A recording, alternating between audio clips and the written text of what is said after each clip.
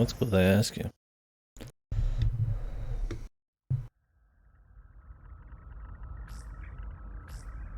This data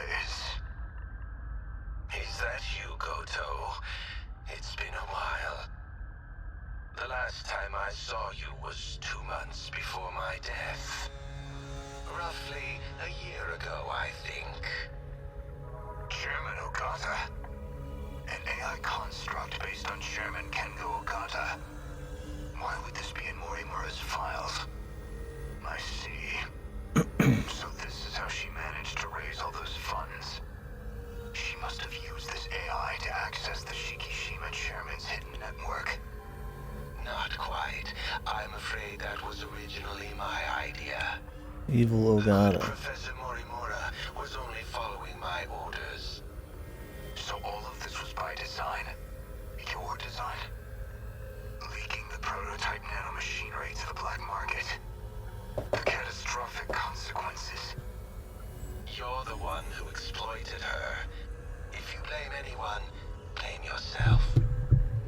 We were so close to losing Project Ark entirely. Nanomachines. Now we must prioritize the project above all else. I'll finally have my second chance at life. You were planning on downloading yourself into a clone. A brave new Earth is waiting for So me. this is a different Ogata, the father Why would you Ogata. do this? What is Professor Morimura doing now? She's dead. By that hitman's hands, I presume. That's humanity. Self-destructive to the very end. Only a few survivors left now. I give them 3 days at most. My deepest condolences for your imminent death. Shut up, Construct. Your project is over. Unfortunately for you, the Ark is already set off. It's still within comms range. You don't have clearance. I refuse to let an AI control the future of humanity.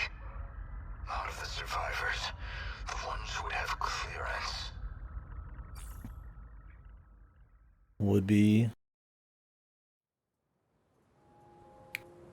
So, suppose I am the professor. Then what? I want to know the truth. I want to know the reasons behind all of this.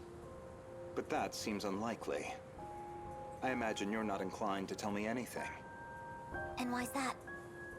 It'd be inconvenient for you if we had all the facts. Considering you're trying to eliminate us. From the very beginning, you never intended for this world to survive.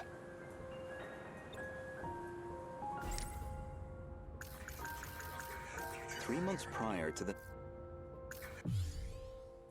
This refers to the human... If Operation Aegis succeeds, a world reset will no longer be possible. This operation goes against Professor Morimura's agenda. She will stop at nothing to prevent it. Or will she? She gains a heart during the battle scenes there and warps people out. So we'll see.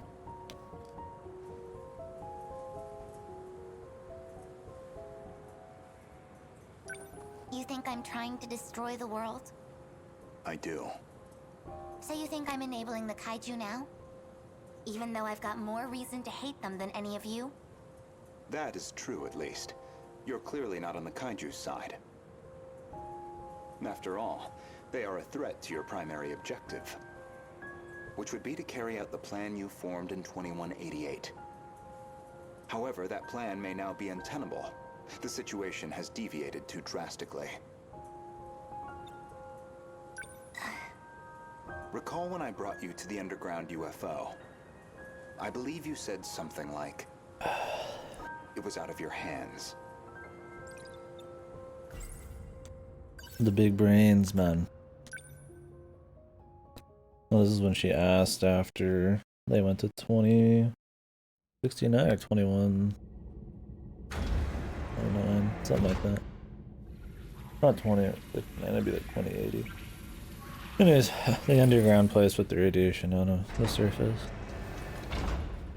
This is the mainframe of the UFO? Yes. Honestly, Okino-kun, you can't take anything else in life seriously. So why do you put so much time into all this? Okino. Just talking to myself. More importantly, Like a lot of characters do in this, man. something unpleasant must have happened here. Most likely.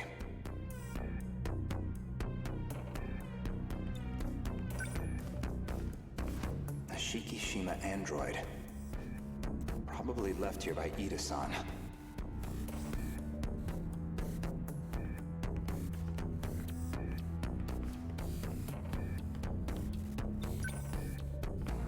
They've all been shot. External damage suggests the weapon was a phaser.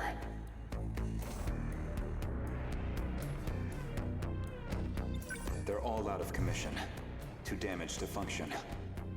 I see. Coffee sip. Let's get started then. Is it really possible? I have a fairly comprehensive grasp of this system.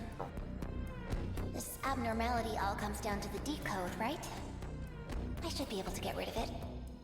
Why would Miss Morimura push for Operation Aegis if this was an option all along? Well, you said it yourself. She's either being controlled by someone, or she could be trying to save herself. That's not right. Hold on. That file system hadn't even been analyzed yet. How did you gain access? I have a senior admin ID. Access privileges for the entire system. You somehow got access to an account that high level? Yes, I have my ways. And she's really sloppy. No wonder he figures out she's the professor. This is no good. Sector 3's mainframe has been damaged in an attack. She thinks he's like an idiot? I mean, he's catching up on some pretty obvious shit. No wonder he found out. It's barely operational. I won't be able to process much here. Well, not much choice. I'll have to send direct instructions to the command ship. Command ship? The mothership in orbit. It can send commands directly to the UFO. Is it? An Ark? Some grand design from the people of the future? Either that or a base of operations for an alien invasion. The comms channel to the command ship is cut off. Must be hiding somewhere beyond the horizon. Looks like about 35 minutes until the comms reconnect. But we don't have that long. Time to find another link. Will this fix cut off the Kaiju's attacks? It should be able to solve the problem at its core. However, we can't stop any commands that were already processed. That's out of my hands. Which means we'll still have to deal with the Kaiju already generated. We don't know how many the factories have produced. If we could just verify their numbers. We're going to need the Sentinels after all. That may be best. Operation Aegis is too much of a risk. Darkened face. Mysterious. In other words, the decode's activation is a blow you cannot recover from. No matter how you try to fix it, your plan is irreversibly impacted. The most direct fix would be eliminating the decode. Then, you would just restart the loop anew.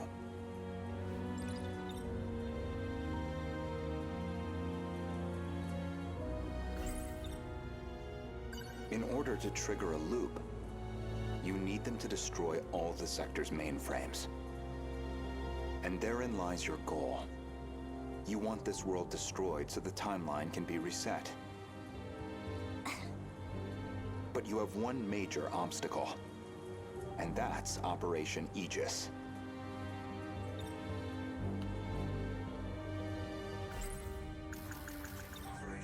Aegis isn't just an ordinary defense system. It causes a terminal to seal itself off in self-defense, preventing anyone from using it to control the world. Once all the terminals are sealed off, we'll be severed from the mainframe, effectively preventing any further loop or extinction. But if that happens, your plan is null and void. We'd be stuck in a loop where your goal was impossible.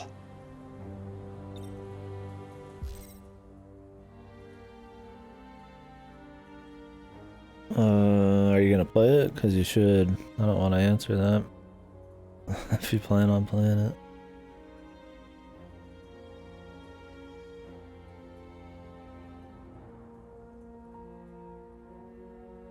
This is like the last couple hours of the game probably. Because I said I probably have like 2 to 3, so that's probably like 4 for me.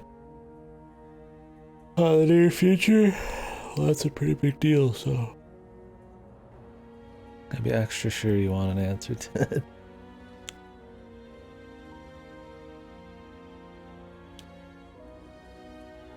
I couldn't explain the whole game anyways, so. But that is like the whole point of the game, is the mystery of everything, so.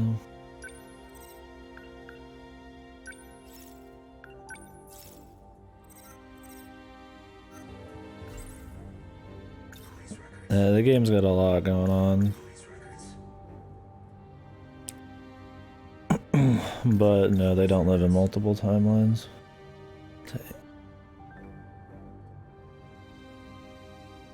They live in places based on different timelines. Let's backtrack a little bit. We discussed the suspect of Miss Morimura's murder, and you asked me who I think did it. No, this is much better than ZTD. Unlike most things that actually do have to do with time travel, it's like bait, sorta. But then again, we're not done, so I don't know. I don't even know if everything's even legit. I mean,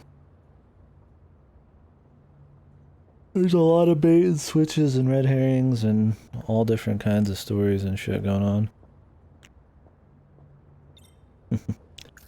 Yeah, this is better than most Uchikoshi shit. There's already mine hacking, but it's a lot better than ZTD mine hacking.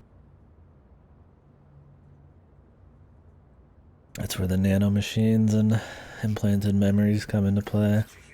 There's a lot of explanation and reasons behind stuff. Like Uchikoshi's madhouse, where it's just shit happening.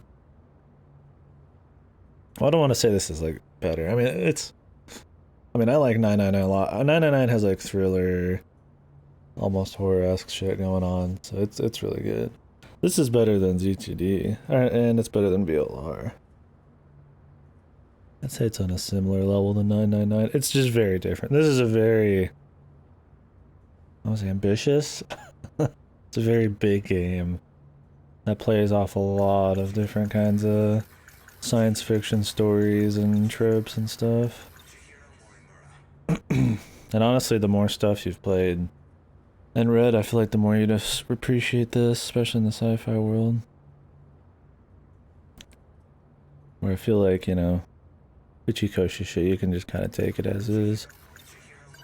If you actually are Professor Chihiro Morimura, then I believe you personally murdered Miss Morimura.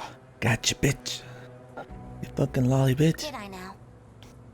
She was a staunch advocate of Operation Aegis. A thorn in your side, someone in the way of your reset. An interesting theory, if also an incorrect one.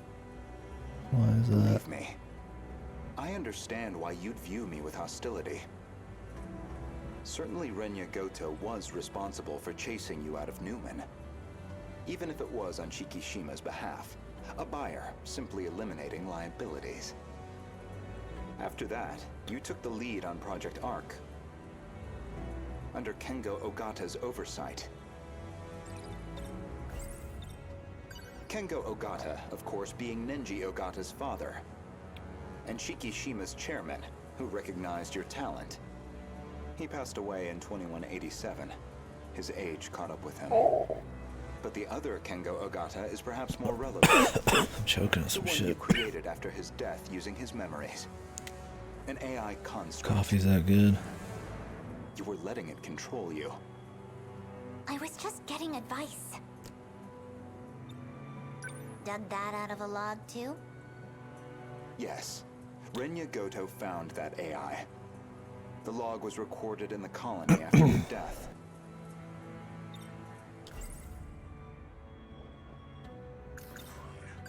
Once your clone reaches 18 years of age, you set it so that she'd download your memories. It's clear this project was not a selfish endeavor. I'm sure you felt a sense of duty to save humanity. But you were also trying to bring Kengo Ogata back to life. So Professor Morimura takes over Chihiro Morimura's clone. And presumably, Kengo Ogata would take over Nenji Ogata's clone. That's why you're so intent on sticking to the plan. Certainly, from your perspective, Miss Morimura was expendable. She had to die. Her very survival endangered your ultimate goal. Well, that is a shame. Gun. This isn't ideal, but you know too much. Goodbye.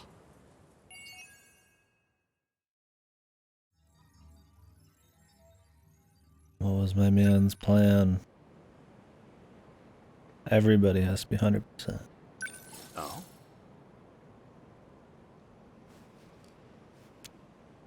Well, the thing with this game is we've already seen well past this moment. He's not dead, but I'm curious what does happen. Every battle in the game takes place after everything in the story. Well, some of these are during. Like this is during the battles right here.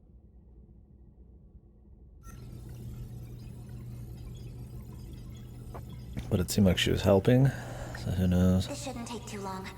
Unless she's baiting. I'll send you the data once it's ready. Alright man, Godspeed. That would be great. But I must say, this is a surprise. 4 days break. Yeah, I've been taking too long to break on this. Okino-kun really managed to push this through? We'll see what I start after this. Either Metal Wolf Chaos, get me a little American. Or something else. Integrating this half-coded thing into the control system? Thank you. Need some one-liners. No, well, Okino wanted to tell you that. Thank you. Okino-kun said that? He said the analysis wasn't complete yet. So he appreciates your help with all this. I see. To look at you, anyone might think you are just a child. But you must be a truly exceptional individual. The message was Okino's, and I'd like you to know I'm grateful as well. Now if you'll excuse me, I must return to the battle.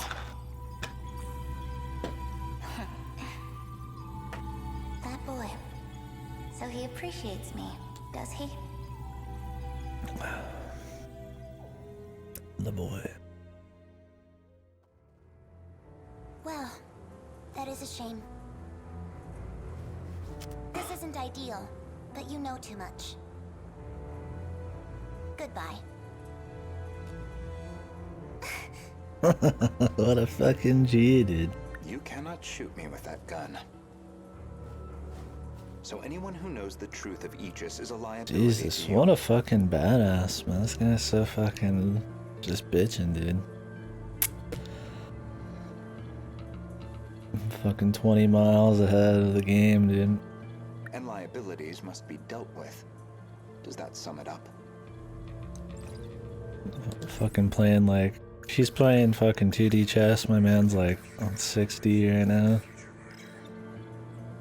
If you recall, I specifically acquired this gun for your purposes.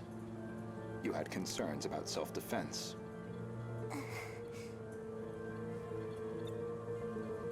I can guess what happens next. Now you're going to use it to shoot me.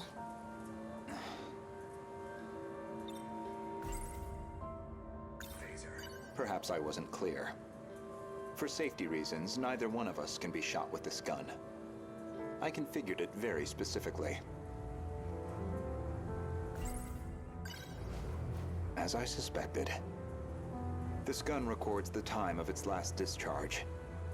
And that time looks to be a near match for Miss Morimura's estimated time of death. Which suggests you used this gun to murder her. Now, on the day of the crime, you yourself were using the drone to keep tabs on Miss Morimura. I'm looking forward to watching this part in some of these VODs to see the fucking 5-head spam, dude. Based off of your expenses for that day, I'd presume you took a taxi to the crime scene. How much do you have in that pocketbook? Were you just playing dumb this whole time? Godly pocketbook full of incriminating knowledge. When did you realize? What gave away that I was the professor and not her? I mean, what didn't really? Probably first thing she ever said. Dude, he's a fucking just unit, man. Holy hell. This guy's like fucking galaxy brain, man, here. Oh, I watched the entire Twin Peaks Explained thing right before the stream. It's pretty interesting stuff. It seems very... And for anybody who's not seen Twin Peaks, spoilers. Seems very, plausible. It's neat. I don't know if I like it, but it's neat.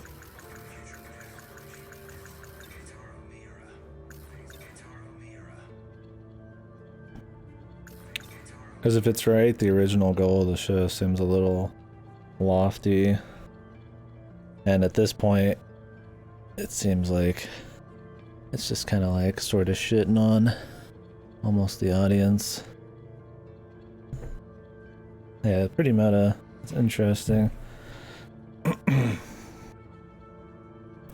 Like it was originally gonna be some kind of show that was gonna like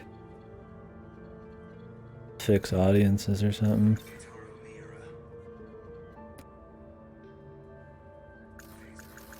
I think season 3 is more interesting because of that. As a kind of like meta story on something that went off the rails kind of deal.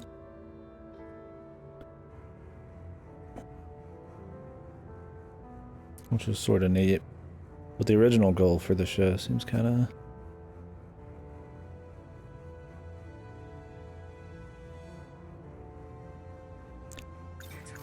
not quite as magical.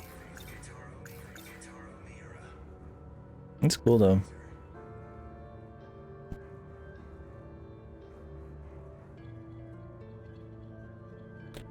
For me, the thing I liked most about the show is like the atmosphere and everything anyways, so having an explanation doesn't really like ruin it for me, I'd say. You would definitely catch more of maybe like, you'd maybe understand more of the scenes going on, but I just kind of like the ride of the show. The friends we made along the way, yeah. He has another video that's another hour and a half of explanations. I'll probably watch it. He gets a little dramatic, and I think some of his shit's has some leaps of logic. There's some points where he just like inserts words into sentences that sound nice, but I don't know if they ever truly pan out the way he thinks. But I don't think he's like wrong. I think it's like there's way too much evidence of that being possible. Yeah, I think by the last hour, I was starting to be like, okay, like we're stretching it here. But I think the idea is probably right. Oh, I had something I was gonna say and I forgot. Look.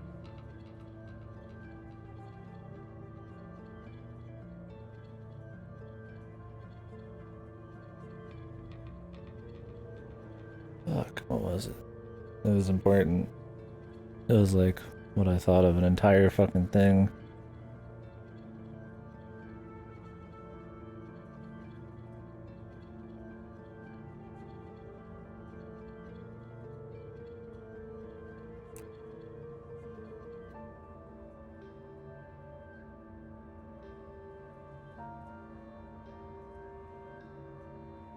I don't remember. Maybe I'll remember in a bit. It was interesting explaining some of the history. I didn't realize that the twist of season 2, the big twist, was not originally planned. That explains why a lot of season 2 just kind of meanders until the end with like random bullshit. Oh yeah, that's what I was gonna say. I hope. I mean, the way the guy talks about, he's not Lynch, so he's not gonna be able to speak for him. But the way he talks about it, he acts like Lynch almost expected us to like figure out the message, or like, I don't know what the original plans for Twin Peaks were, but if he was trying to deliver this kind of like, you know, care more about, you know, the work, not just fucking wanting, you know, like popcorn kind of entertainment kind of thing, I think it's way buried too deep, obviously. Like, maybe he just wanted to impart some feelings, but if we were supposed to specifically figure out like almost a coded message, it's like way too ambiguous. I mean, it's been like, what, 25, 30 years? And people maybe figured it out? Like, might be a little too fucking obtuse, man. I imagine it's more that he was trying to make a show that made you feel a certain thing, but Twin Peaks, it wasn't just like that though. It still had that like meta kind of like commentary sort of shit going on that the guy was talking about even before the studio derailed it with the reveal. He is contemplating it. He's a thinking man. I'm talking about something else right now. This game will have to wait a minute. But yeah. It's like, I can appreciate it, like blah blah blah, TV's bad. I agree about the zeitgeist thing where it's like, you know, reliving because of mass media and the news and shit, an increasingly negative, sort of violent, prone kind of society or whatever the fuck, but yeah, I think that it's a little too hard of a case to crack to truly be as influential as they plan on it possibly being. I mean, it's influential in the scope, like the scope of TV, like hour-long episodes, a flowing story, not just like popcorn entertainment for like an hour and done. And I think season 3 probably gets across what it's trying to say better, but yeah. If what the guy thought for season 1 and 2 was like true of what Lynch thought, it's kind of, even if they had like not had to derail it, I don't think it would have ended up quite as sexy as they wanted. There was a specific moment. It was back when Miura found you here. You described Miura as an excellent design engineer. But the Miura of 2188 was the design engineer, not him. Did you dig that out of Renya Goto's log too? No. That I learned through Miura, the AI of Sentinel number 17. He also told me about the existence of the logs. So, what happens to me now? If you're not killing me, I assume you're at least locking me up? Gonna tie you to this fucking ball here and start spinning it so you turn into butter. Considering what you did to Miss Morimura, I'm admittedly conflicted. But giving into my emotional reaction wouldn't solve anything. Vengeance isn't going to bring her back. So, with that in mind, I would rather choose the path that gets me closer to the truth. The truth. That is what I want now. To see what lies at the end of all this. To see what she never could. Goto is a big fan of giant tits and asses, man. A man of impeccable taste.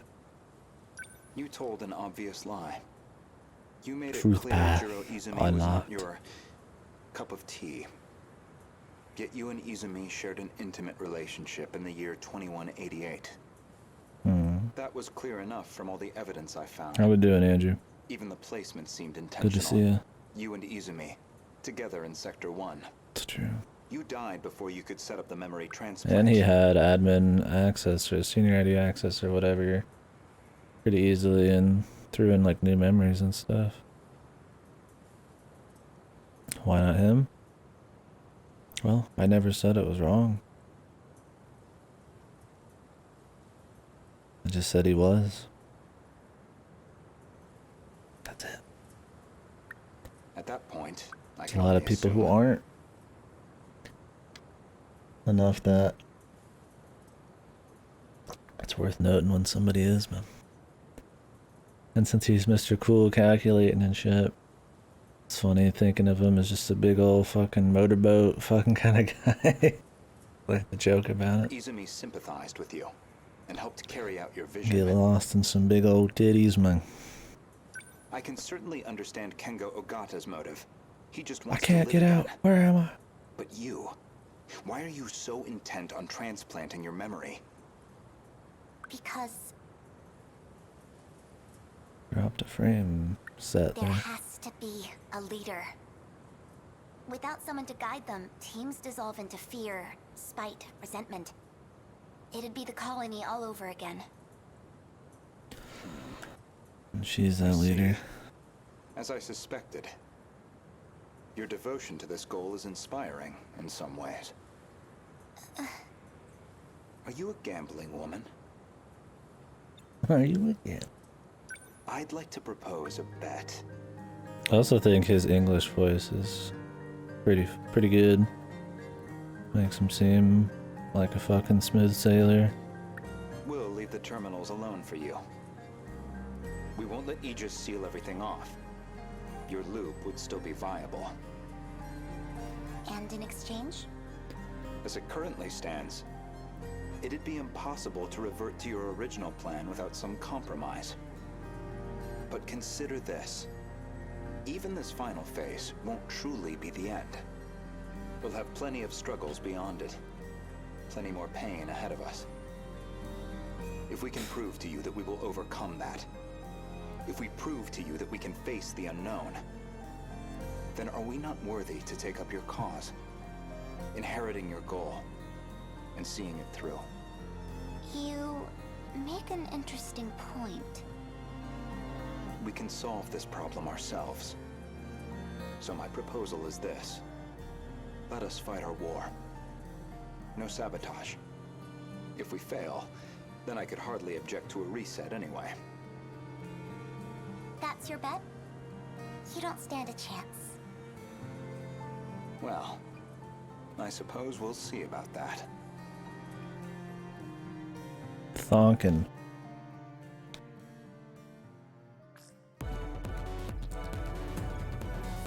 Aegis activated. Is anyone too compromised to keep fighting? We've barely had a moment to breathe. The girls may be pushing their limits. I'm still okay. I can keep fighting. There are 3 terminals remaining. We can protect 2 of them with Aegis. But we're on our own with the last terminal. How much longer do we need to hold out? We need to re-establish a connection with Miyuki Inaba. That's still 10 hours off. 10 hours we don't have. But her plan is our last hope. Then we fight to the last, until we have nothing left. The kaiju are heading for the next terminal.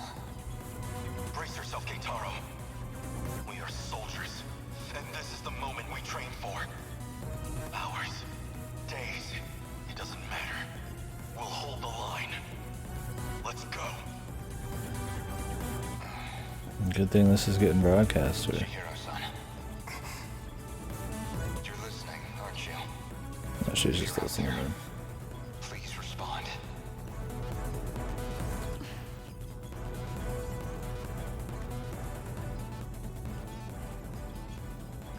Chihiro-san, What is it now? you knew a way to link up with the command ship. One that doesn't rely on its position, don't you? You're thinking of when I revised the decode. Right now, we need that shortcut. And this is where you reveal some new leverage over me. I can't wait to hear what log you found this time. No. This time, I'm asking a favor. You have to be joking. You do realize the position I'm already in? I do. Even still, all I can do is beg. I just want us to have a chance. This is the most idiotic... I lied to you, you know. Do you know which lie I'm talking about? Not this time. When I said I wasn't going to like you. Mm. You're an infuriating man, Renya Goto. How can he not like him though, really? This dude's like Giga Chad incarnate, man. Ready? Everyone, listen to me. We can communicate with the command ship out of range. I'm realigning the 3 surveillance satellites to their relay positions. We should be connected soon. However, the satellites have to move outside their preset tracks. They'll enter the gravity well and plummet to Earth. Your connection will only last until they hit the surface. You'll barely have any time to do this. Am I clear? Thank you. Honestly, humans can be so irrational. Though, I guess, I might be the most irrational one here. Bunny. If you actually manage to pull this off, then I expect you all to take responsibility. Chihiro. Good luck, big brother. Almost connected. This is your only chance. I wonder if she didn't have the little kid thing going on. She just would have fucked him or what? That's gotta be some kind of influence, man.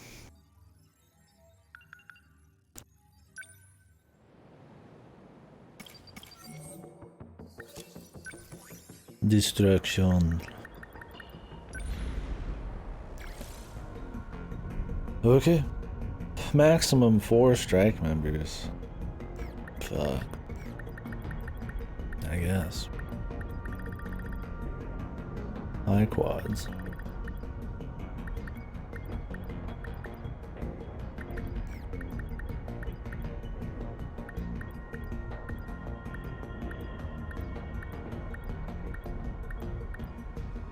Okay. Well, let's give it a go, man.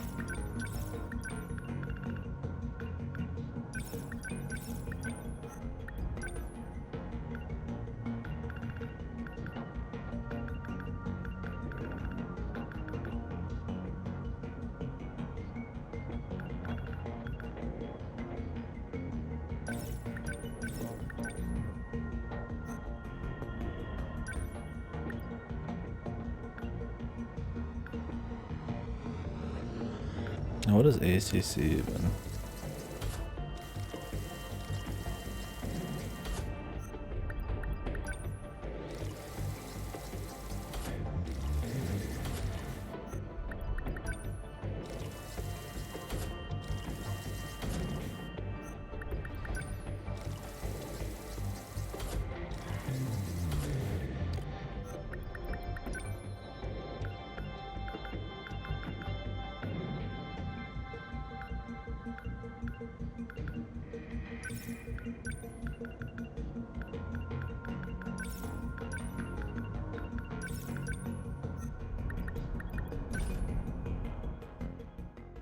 Well, if these truly do up the difficulty, then a 4-member one, I'm not expecting a good score. Maybe we'll have to redo it if I'm feeling it. Depends on if there's like a big reward for S in this really. If I could just hit it from a blind spot while it's charging its plasma cannon. I need to pilot perfectly to getting close, even if it means I might not come back. Don't talk like that, Megumi. This isn't like you. But I'm the one who got everyone into Don't worry, Megumi, you're not even in the fight. Well, I mean, you're in the fight, but you're kind of... little nerd whining about your problems. But you're a real badass. More than these guys, anyway. You're okay in my book. Come on, follow my lead. Stick to the plan. Stay in formation. Well, if you get an S, you get a... Don't you get a mystery thing?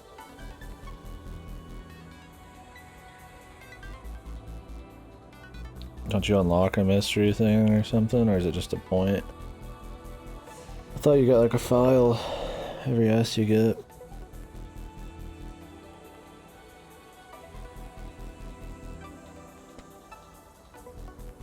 Oh, okay. Yeah, we'll see if I care. It depends on what it is, really. I mean, these will be the only 2 S's I don't have, so I might just do it to do it. But the bonus thing is at odds with getting an S because I've got 2 less members, so I might just do it for fun while we're talking about Don't waste any chances. the story. I need to think. Need help. Don't let up.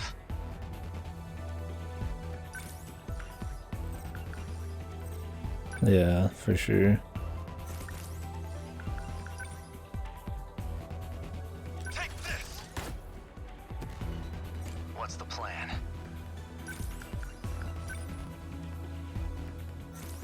Don't let up. Number 11, moving out. Much obliged. So, what's my next move? What's the plan? Number 11, moving out. The practice round's over.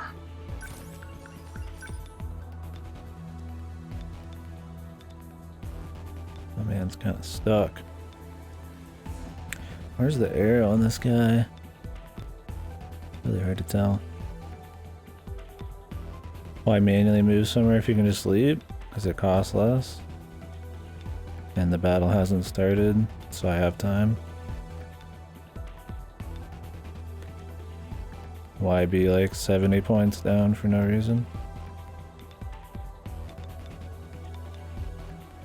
Where is his arrow? I think it's up this way. I can't really get up there.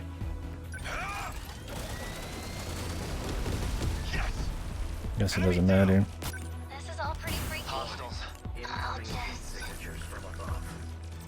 I'll take them down quick. Just watch.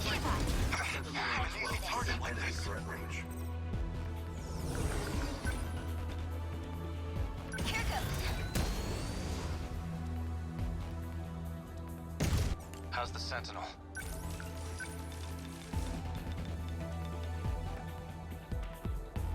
Take this. Did that do it? Target destroyed. What Think next? about that.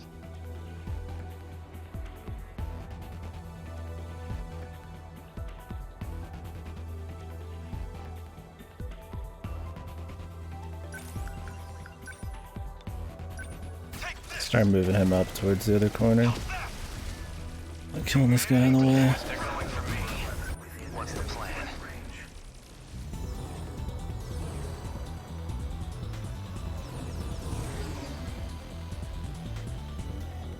Man, he just took a lot of HP damage somehow.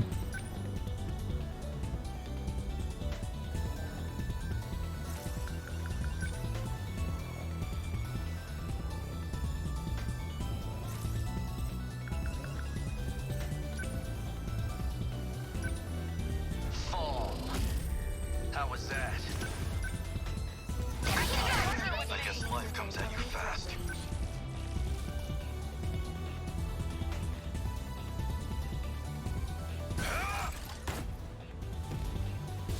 My turn now. I'm gonna actually move him back.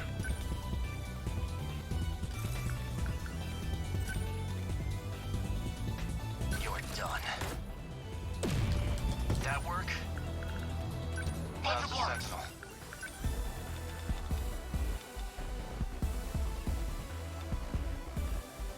Come on. Good. Let's see. Unbelievable. They mapped him like an amateur.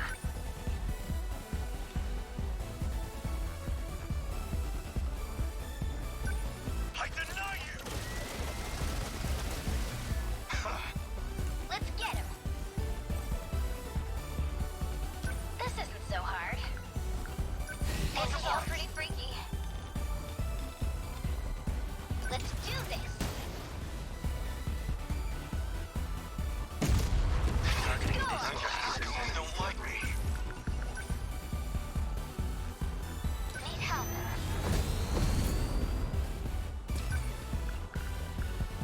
My turn now. Take this. That work? How many left? I'll make it work.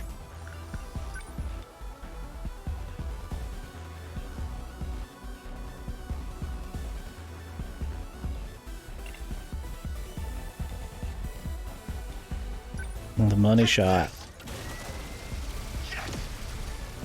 Bow down! This isn't so hard.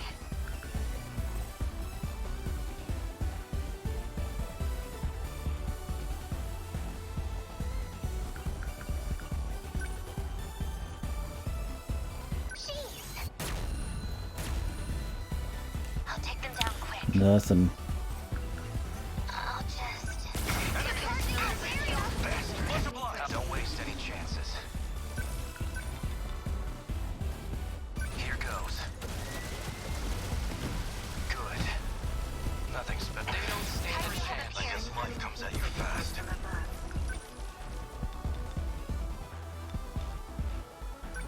Ah! A fine hit! Enemy down! They're going for me. Let's get him. Enemy threat range.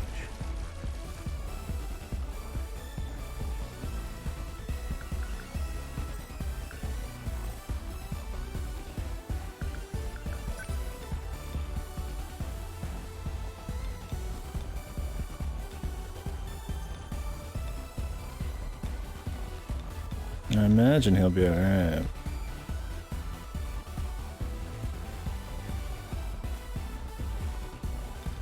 Here goes. They felt that. Score. Let's clean those guys up. Get him. What's the plan?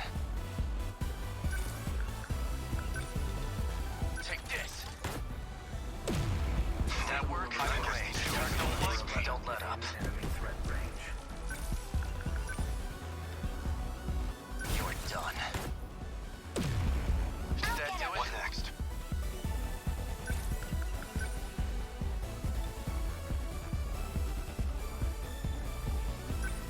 Here it comes! Yes! Is that it? I'll take them down quick. I don't know if that helps with the S rating, if you up the Sentinel damage or not. Need help. But I might as well just in case. Get ready. I imagine this is the Don't last waste any wave. chances.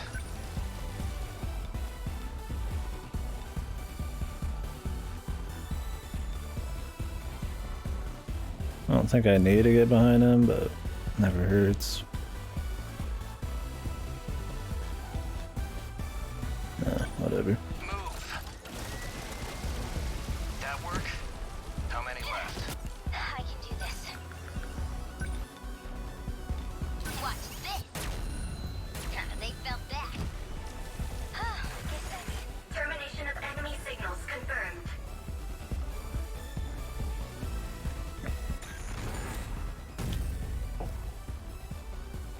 Aegis activated.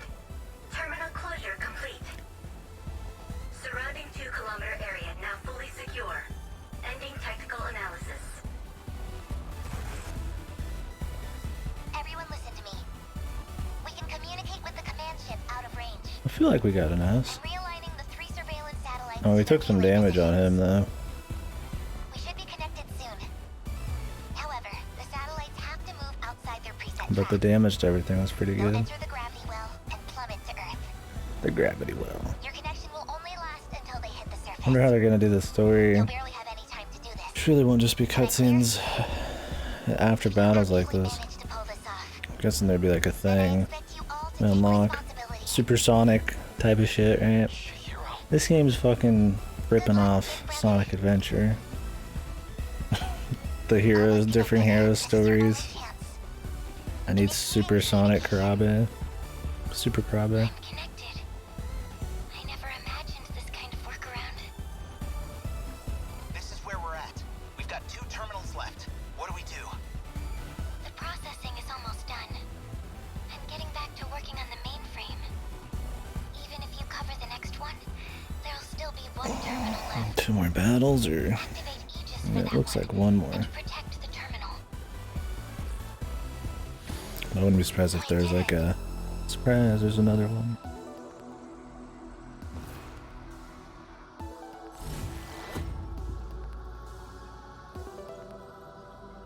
How long is this battle gonna go on?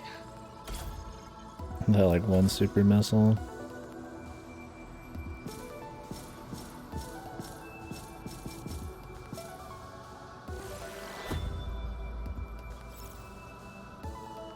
I did not read what we just unlocked. We'll go check it out, I guess.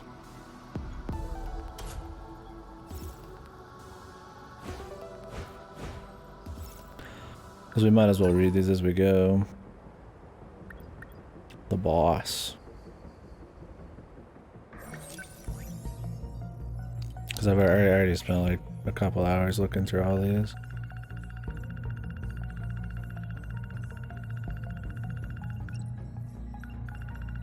Let's check some other ones.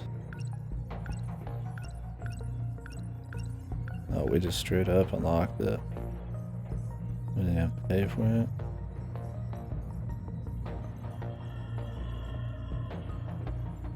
$200 pages. I'm glad when you leaf over it, it doesn't disappear. So I can like see the updates.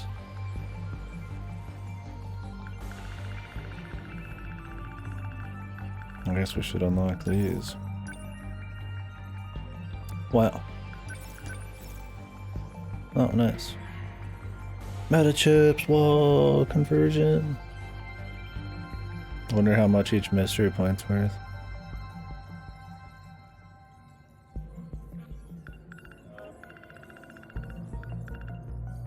Super large missile. Aluminum dust. Wonder what the aluminum dust does.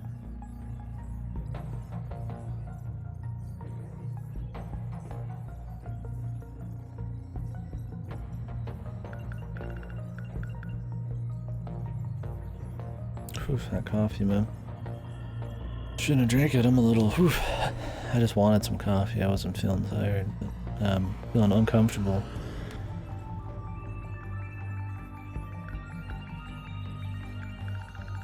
So what's keeping the kaiju coming at this point? Just their mobile platforms? That's it? Because they've already said there's way more than they expected, but then they followed that up with the mobile production facilities.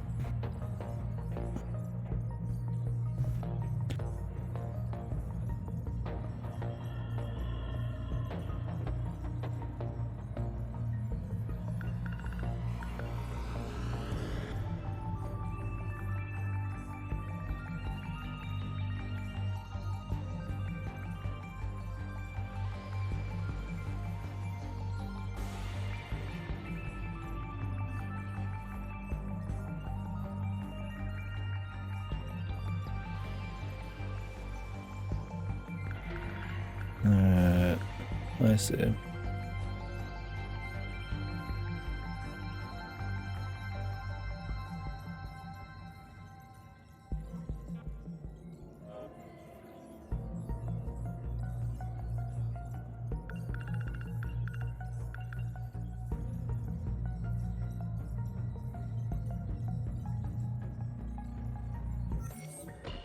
Alright.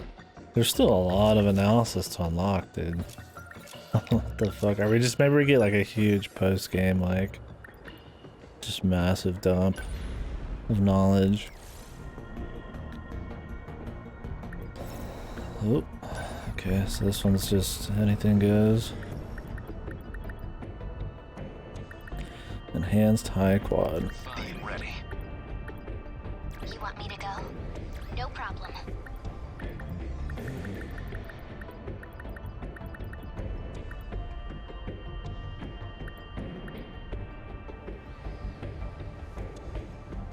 Leave it to me.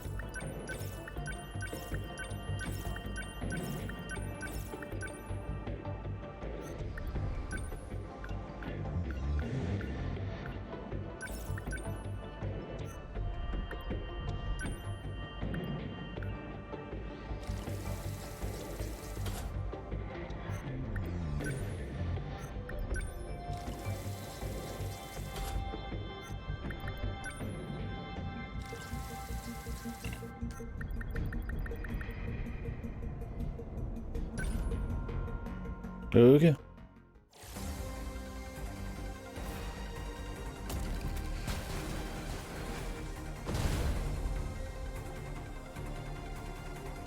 Well, let's hope Something's off. when they say hardcore high quad, they're right. I'll send the drones to check it out. Because I'm throwing 3 G1s, dude. Dymo signatures approaching. Big man. Preparing to intercept. Initiating tactical analysis. What is that? I can't even see the top of it. The tower man.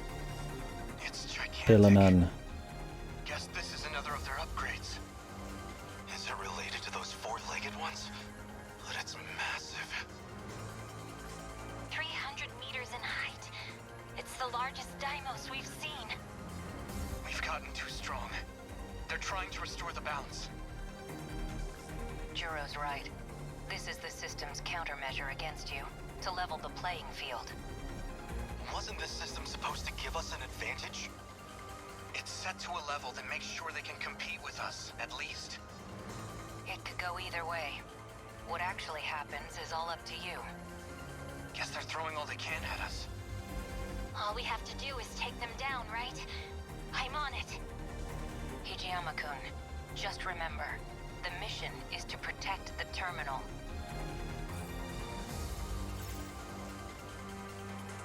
But you should destroy the high quad, yes.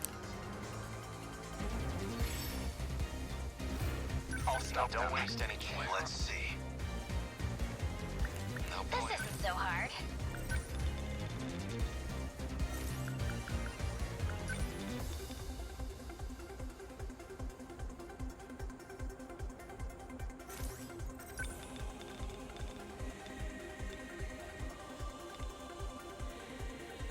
I'll show you. Was that My okay? turn now. Not throwing away my shot. Here we go. Did I get it? Just what? Don't waste any chances.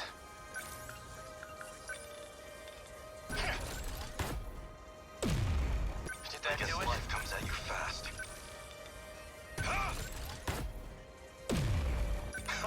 What do I do?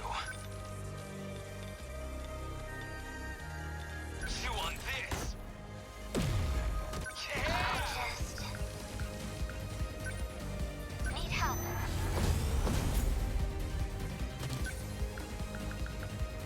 My turn now.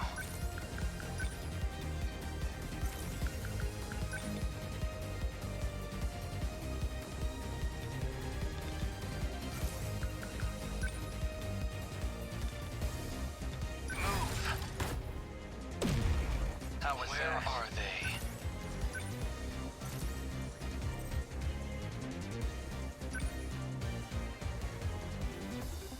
They don't stand a chance. The practice. I guess life comes at you fast.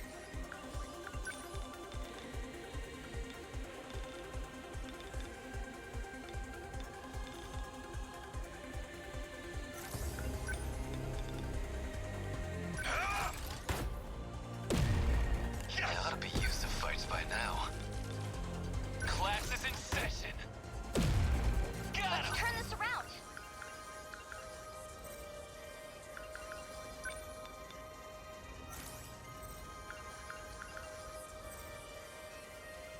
Oh, she's so close to having another one. Let's do this.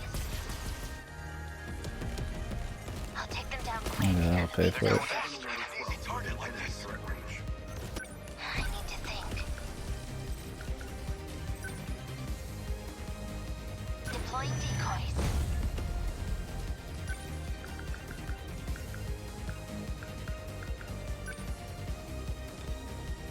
Much obliged. What do I do?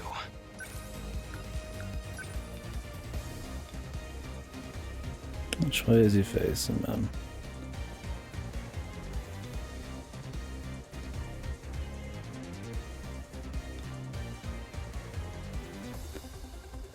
It's really hard to see the arrows. I assume he's facing towards the terminal.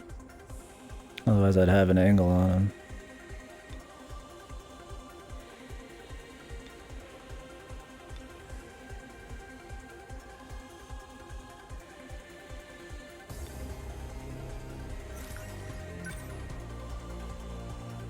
Chew on this. No room for hesitation.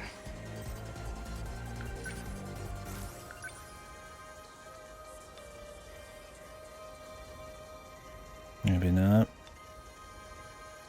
Might be on the other side.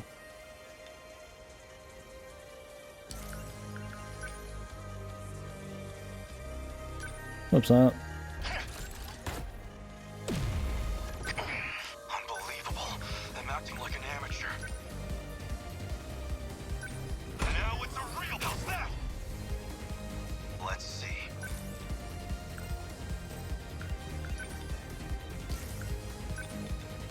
Yeah, the music's good, dude. Here it comes. A fight.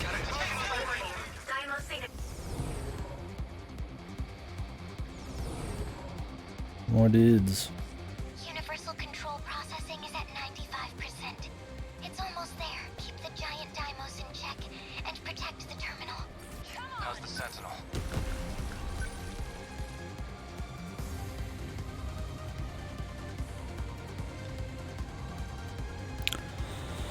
I got no idea where the back attack is on this guy. Start attacking. How was that? They ought to be used to fights by now.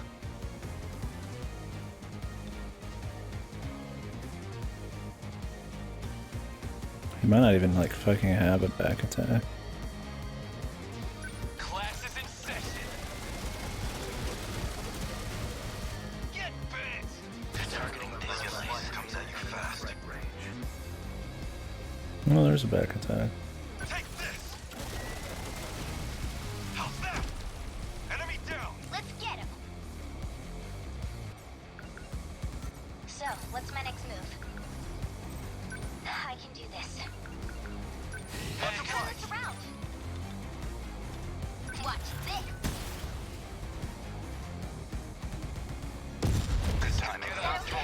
Alright, enemy. Confirmed termination of High Quad EX Dymo signature.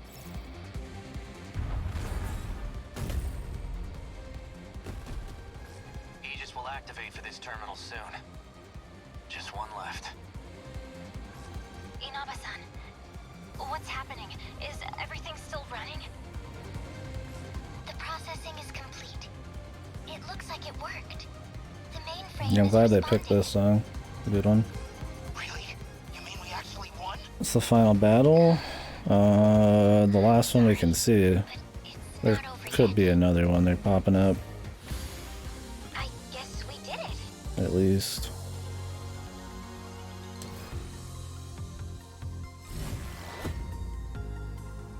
Not much more, I imagine, though. That got kind of messy, but a win's a win.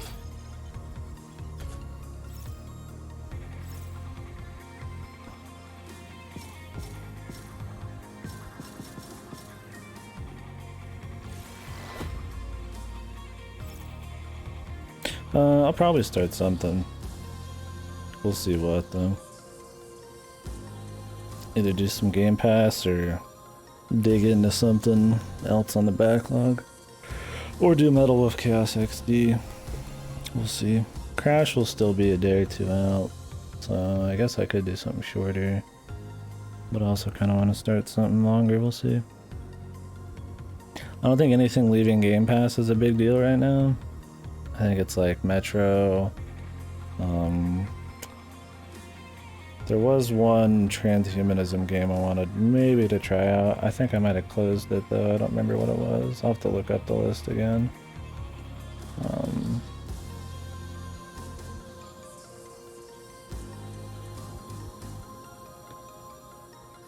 Then there was another game I was leaving I don't care about.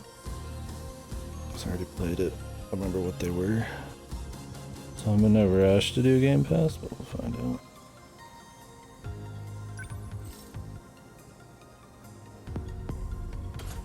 Mission accomplished.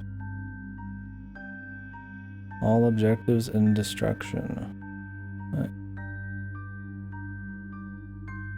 I'll still probably want to get all the trophies for this. This one must be something I've already like missed. Cause there's shit like eat all the food and like a rat, you know, like stuff like that. We'll see though, maybe not. Whoa, meta jets, whoa. A new area. The final area. Is this the final battle, man? Supreme Defender.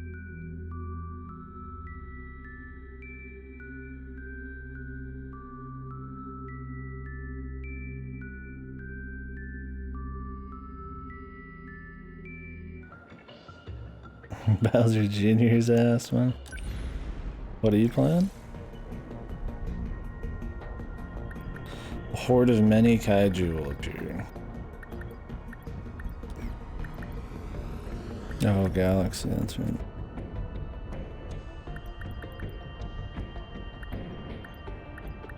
We have to fight.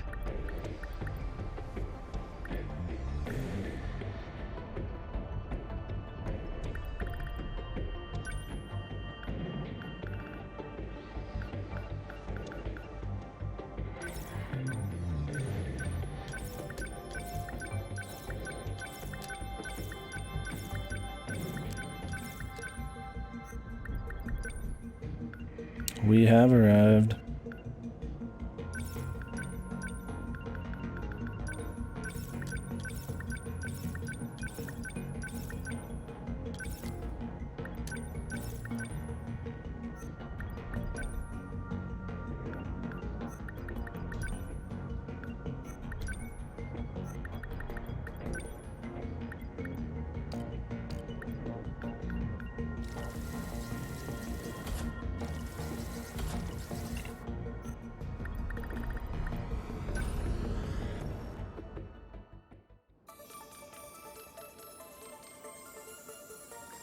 We're up against the wall here.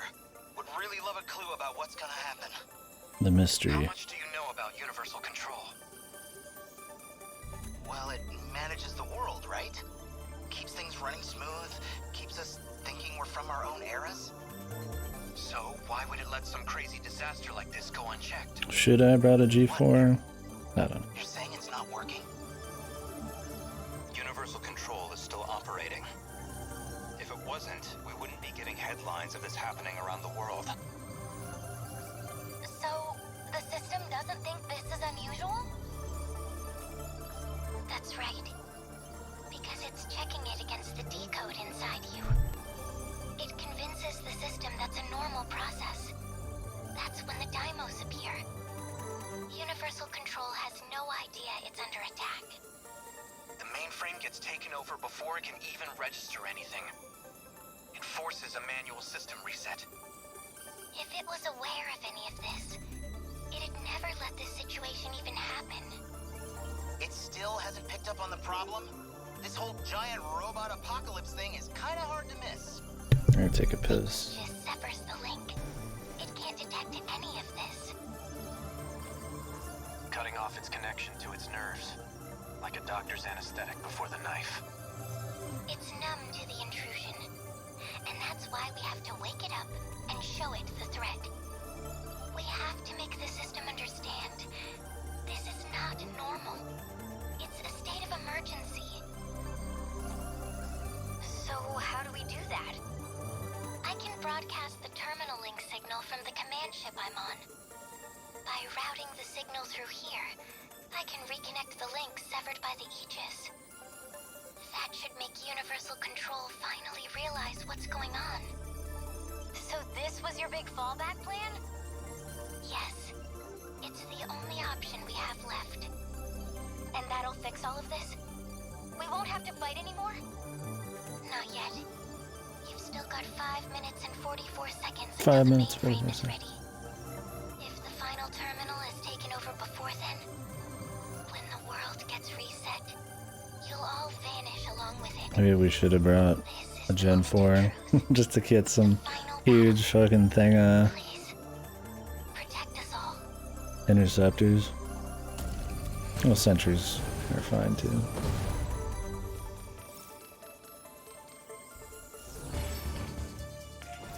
How's this? I have to focus. Alright, take a piss.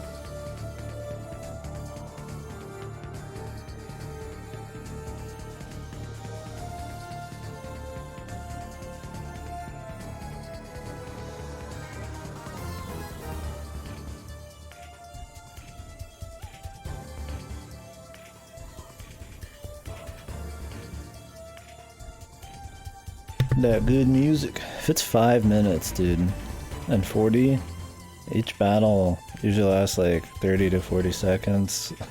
That'll be really long. We'll see.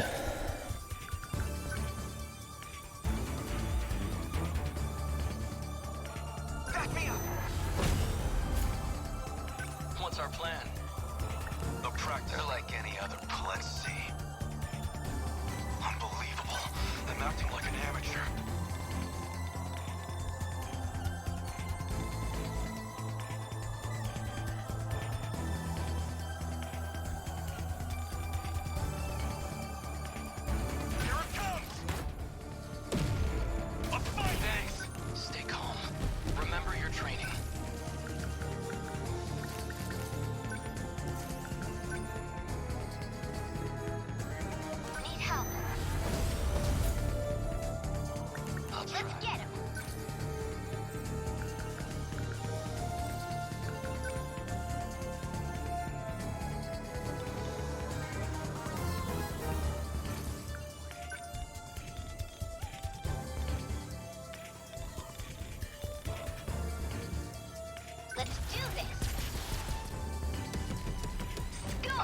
back down.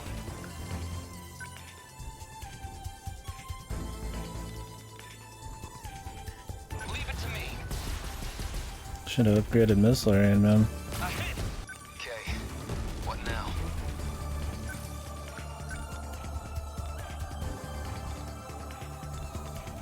Chew on this. Yeah. Let's see.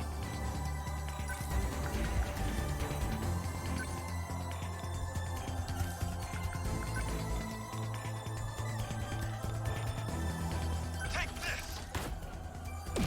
These guys aren't the best for dealing with lots of dudes, but I assume we'll get big guys too.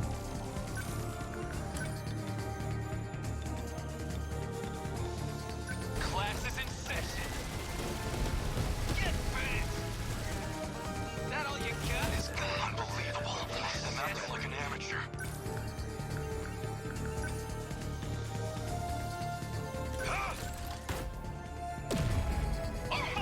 This isn't so hard.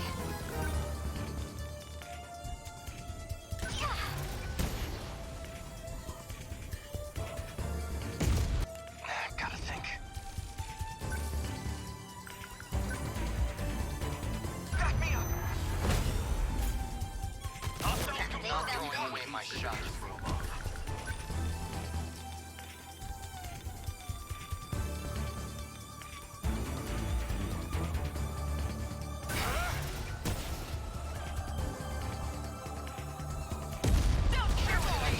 Okay. What now? I didn't get much back on that one.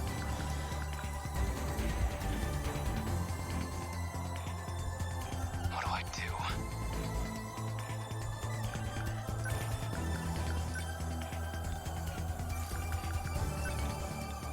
I'm right here.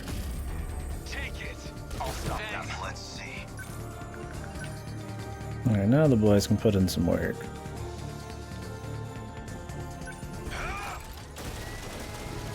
Nice, good work, boss. These guys don't like me.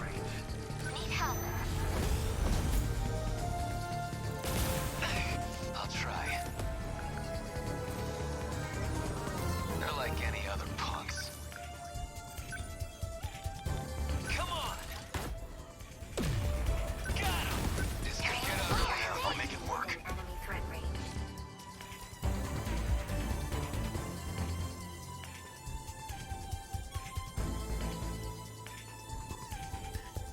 This will definitely be an interceptor fight.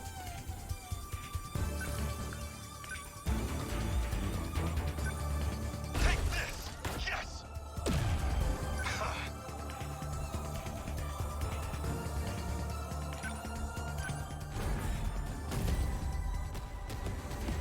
They ought to be used to fights by now. They're like any other no point overthinking Ran out it. of juice. Too many leaps.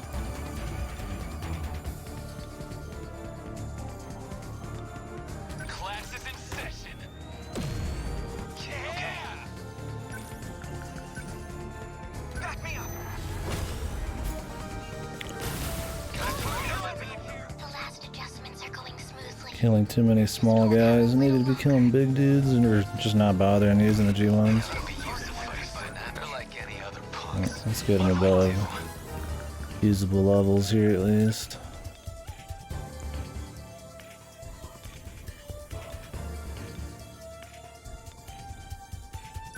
Die already! Got him! See ya! The practice round's over.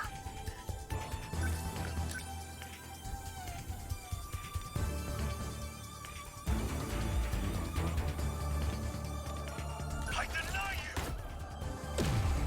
Get up! Am I I can do this.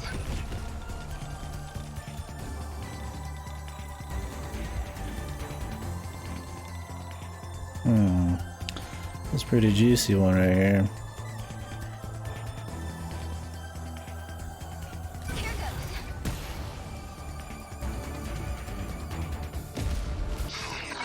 These guys don't like me. Need help. They're like any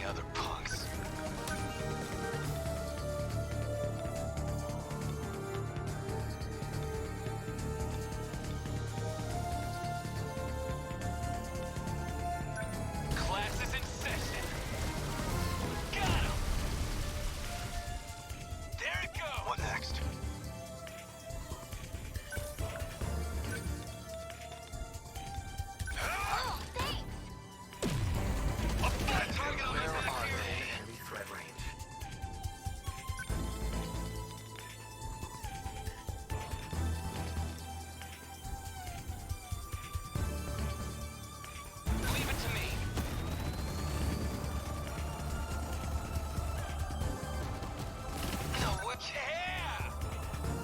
What can I do?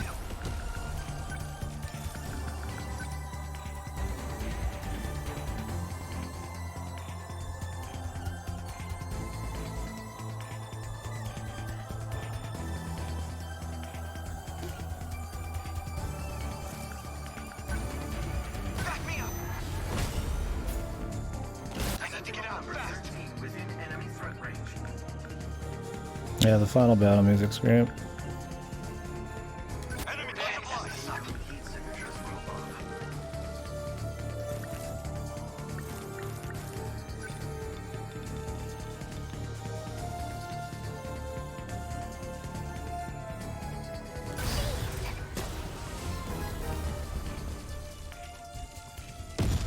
What can I do?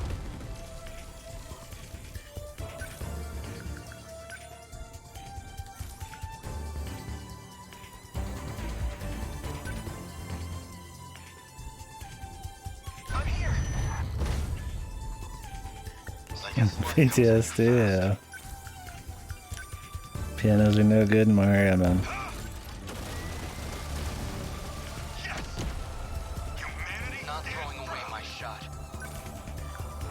What's our plan? Sentinel Okay. number 19. What now? Defensive mode active.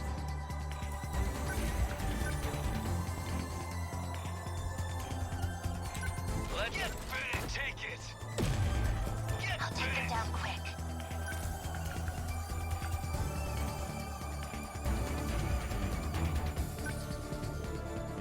Deploying decoys. Damn lies! Up.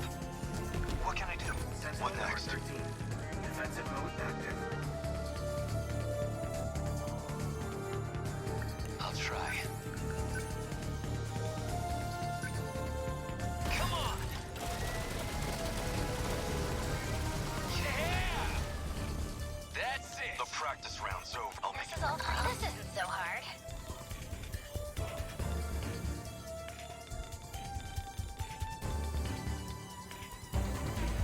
Let's do that. They felt that. I guess life comes at you fast.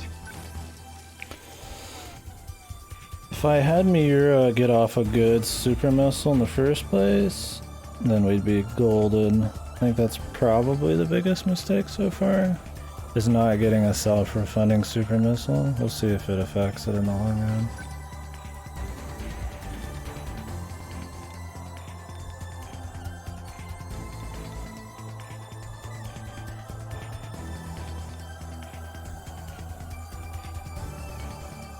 Take this! How's Stay that? calm. Not I'll throwing. take them down quick. I'll just. What next?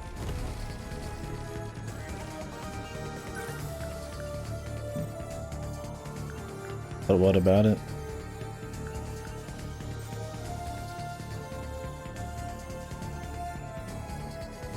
That has nothing to do with it.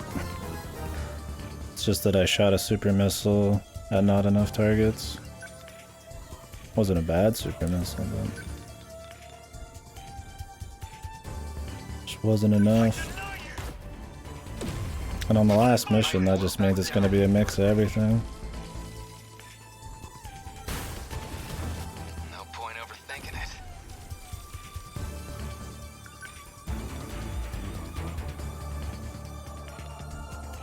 Oh, there's one over there now. Here comes the pain! I guess life comes at you fast.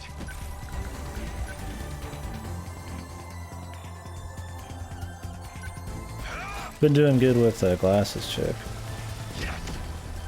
that it? They got their sights on me. What do I do? Enemy threat range.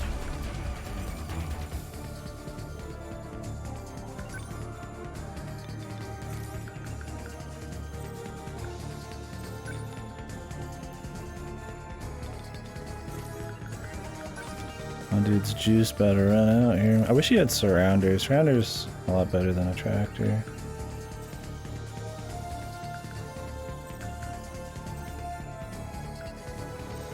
You get like one hit off on something.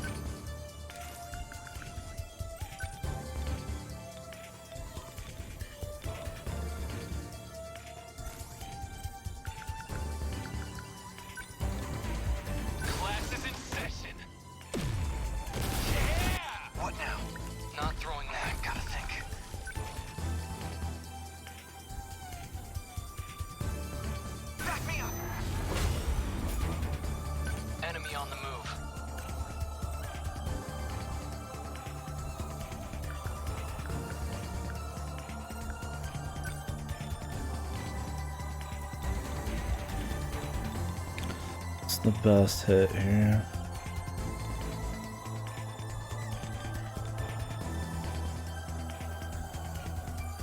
Just to get him back up to snuff. Now. I need to think. I didn't even kill him. Not that. Need help.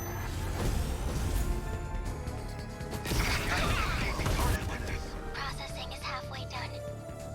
You've all come so far. I know you can do this.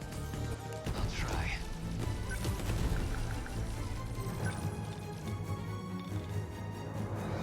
I'm right here. Got him. I'll make it work.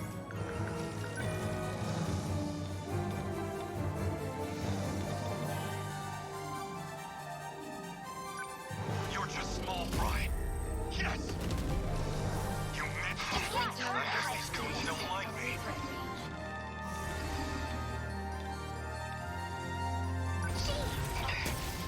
Bastards. The music. Am I in enemy range? They ought to be used to fights by now. They're like any other punks. Got a target on the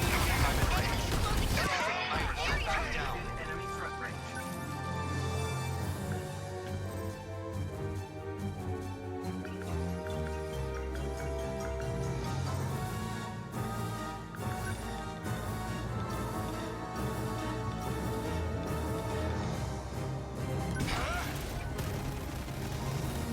This is gonna be some laggy shit, dude.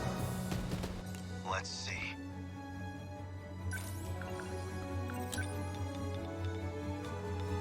I deny you!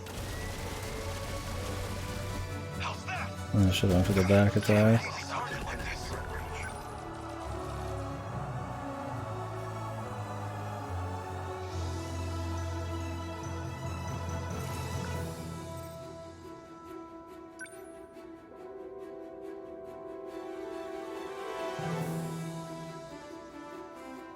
I'm here. What to do?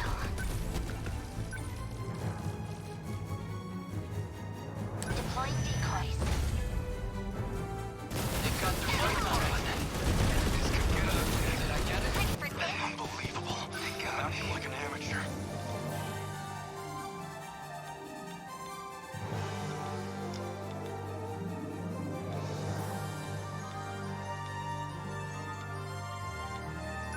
They're finished. Enemy dead. What do I do?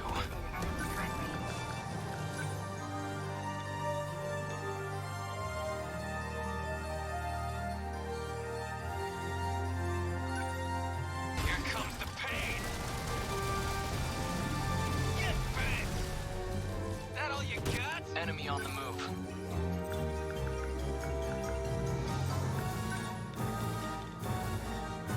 Target confirmed. A hit. I gotta think.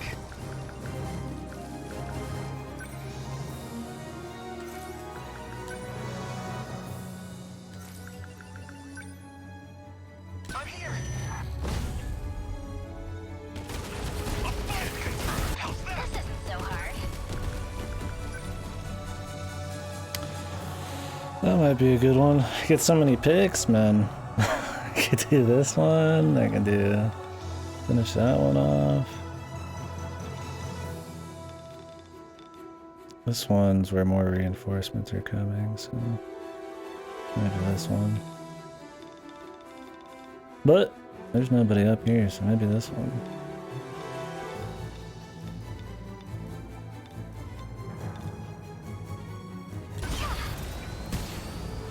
They'll all probably refund themselves Was that okay? I'll take them down quick. easily. If only I could get fucking Mira up there, dude. But no, one of those every turn is like by far the most OP thing. If I had to redo this, I would put out, well, no. Ansumi can't do super large missiles. So she may or may not be better there. Need help. No point overthinking it.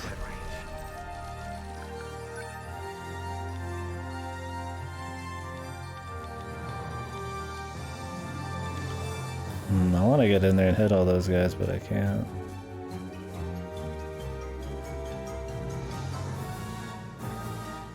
Die already! Take it! That is enemy. What next? Enemy threat range.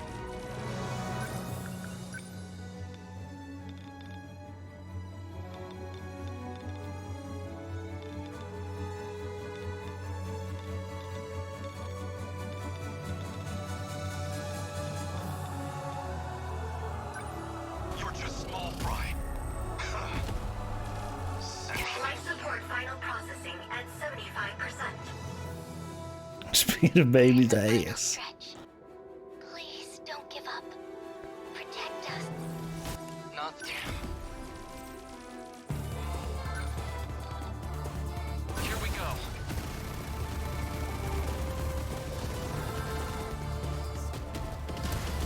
Okay.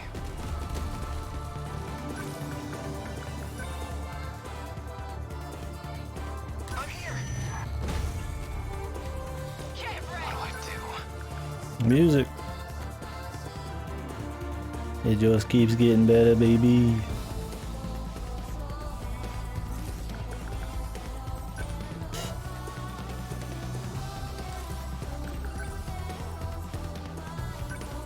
Let's do this. Got him. There it goes. Now you've done it. Take that. What now?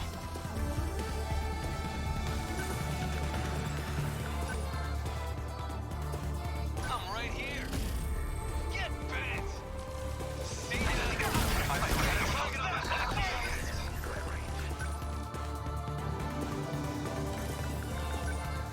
Need help. Unbelievable. I'm acting like an amateur.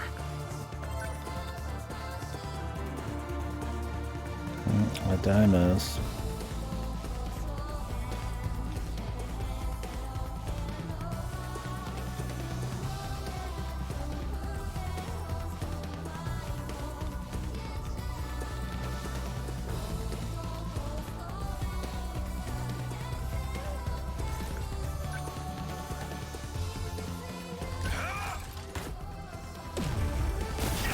I ought to be used to fights by now.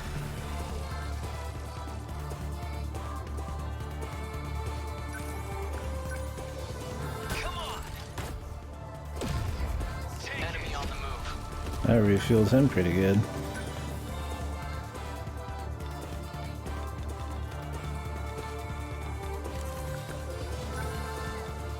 Now. Did I get it? I gotta think.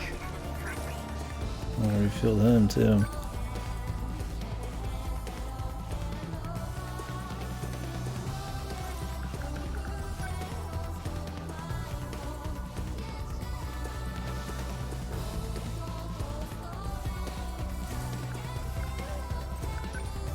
Back me up.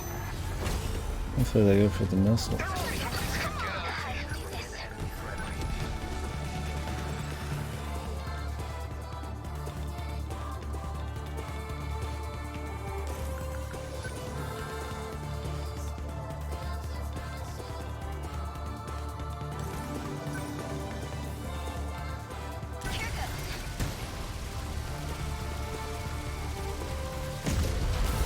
What do I do?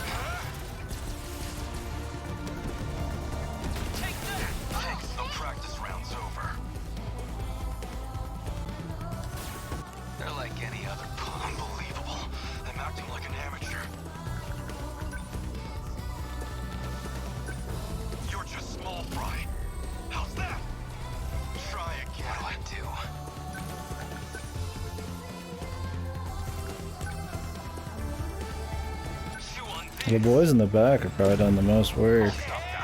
Focus. Back me up. I can help. Need help. Emergency escape preparations complete. Universal control suspended. Interloster, link disconnected.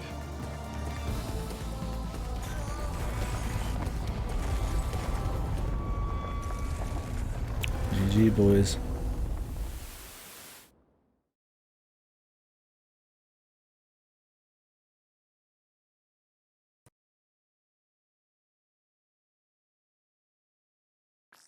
What happened?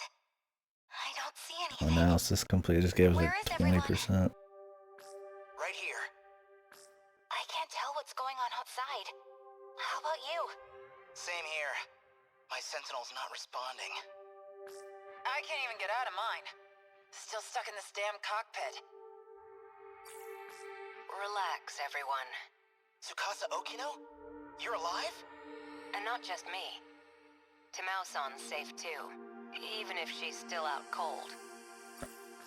Tamao-san's alright? Really? I know you've all been assuming these are the Sentinel cockpits, but they're not.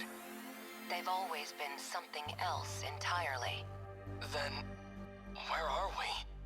If my communications are reaching you, that means you're now outside Universal Control. You're saying we're out of that virtual city space? Does that mean this is the real world? Real world? What are you talking about?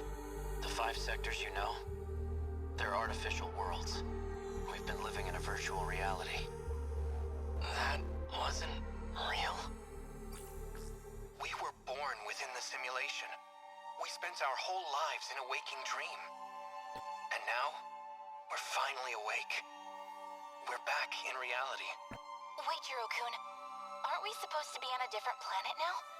That was like the whole point of interstellar development, wasn't it?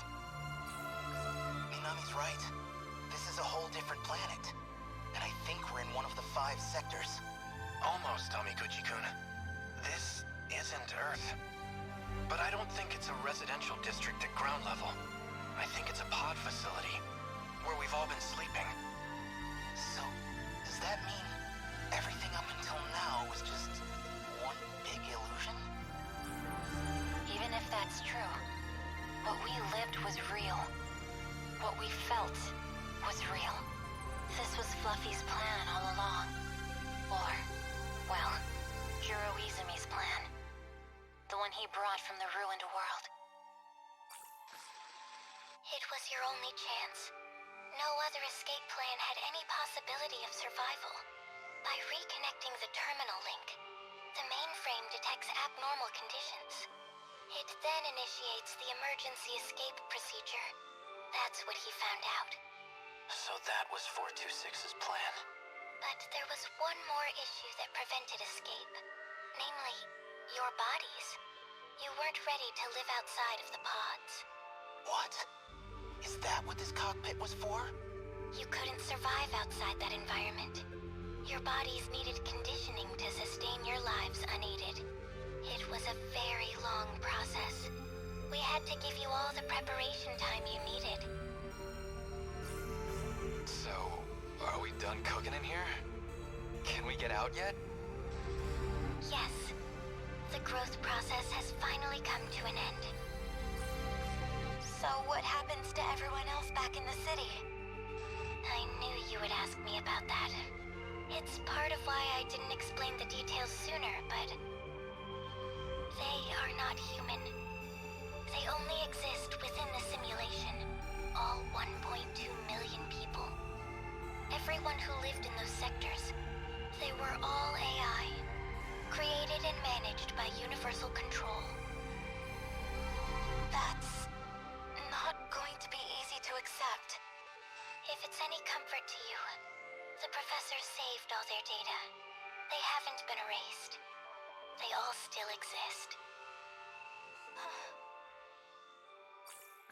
Please, no more secrets. What was this whole interstellar development project for? Was all this stuff with the kaiju part of the plan? Testing us? Actually, it might have been because of the old me. The Ryoko Shinonome of 2188 tried to sabotage the plan. Maybe that's why the Daimos appeared. She wanted to stop it. She was sick of humanity. Sick of the despair. I saw the logs from those who were there in the final days, and the end was truly horrific. So what can we expect from this new planet? I think we're due some basic information if we're going to live here. It is approximately 1,200 light years from Earth, in the direction of the Virgo constellation.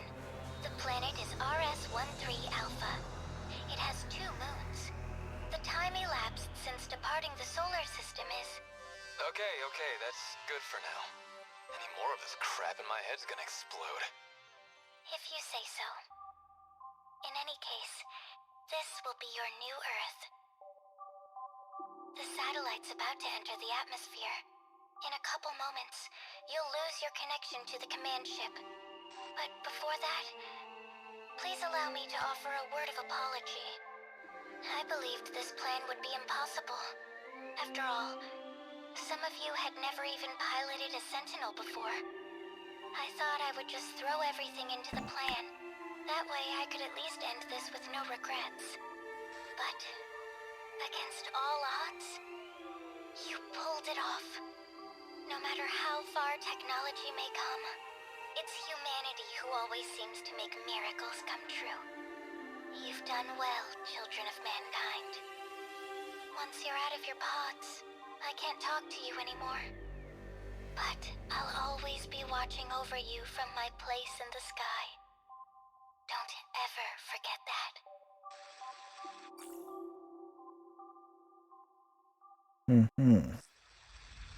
If you're watching this footage, that means Project Ark was a success.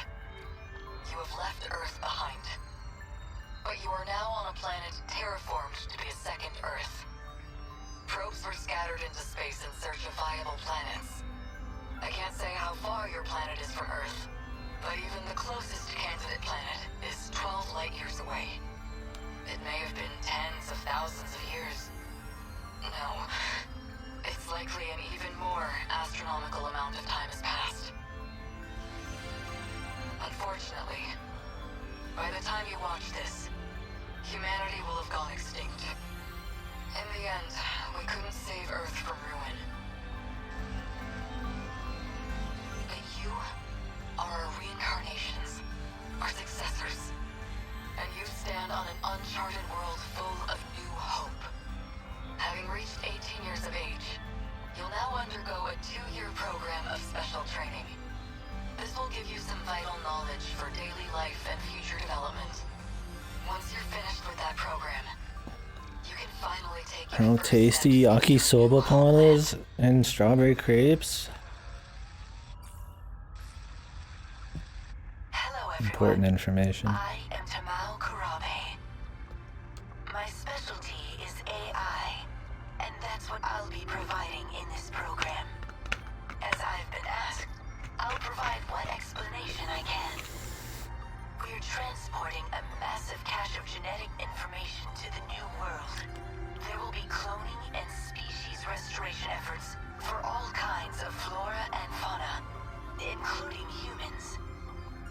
The 15 of you, however, will be direct descendants, generated from those who survived this ordeal. Together, you will rebuild the human race anew. However, while the flora and fauna 15. can mostly be left to their own devices, we cannot say the same of you remaining humans. After all, what makes us human is the succession and evolution of our culture and knowledge. These you will inherit from us and cultivate. I'm good. While you grow and gestate within your Relax. life pods, you will be dreaming and learning about life on Earth. Until at last you reach 20 years of age. We may never know for sure if this I was waiting for the explanation on why it was You're out happening. there somewhere. Teach culture and shit of different Please, time periods or something. keep weaving the tapestry. Keep the history of humanity alive. At least they like try to explain it. And I was like, what was the point of the simulation other than just to have them Those fuck videos around? just now.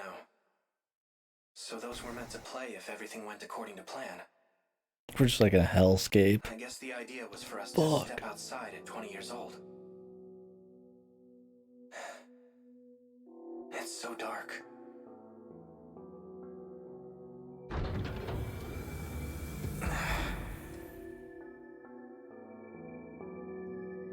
The pod opened.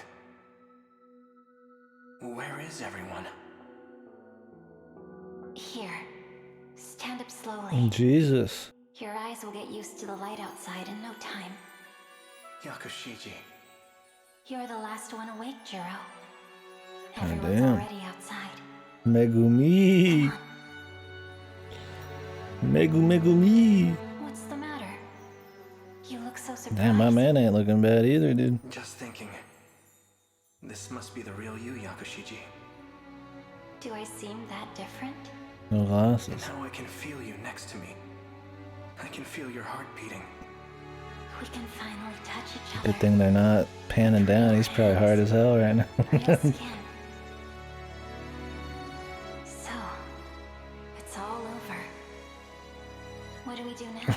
Yeah, I mean, yeah, except the Let's go other join the others. 20 people.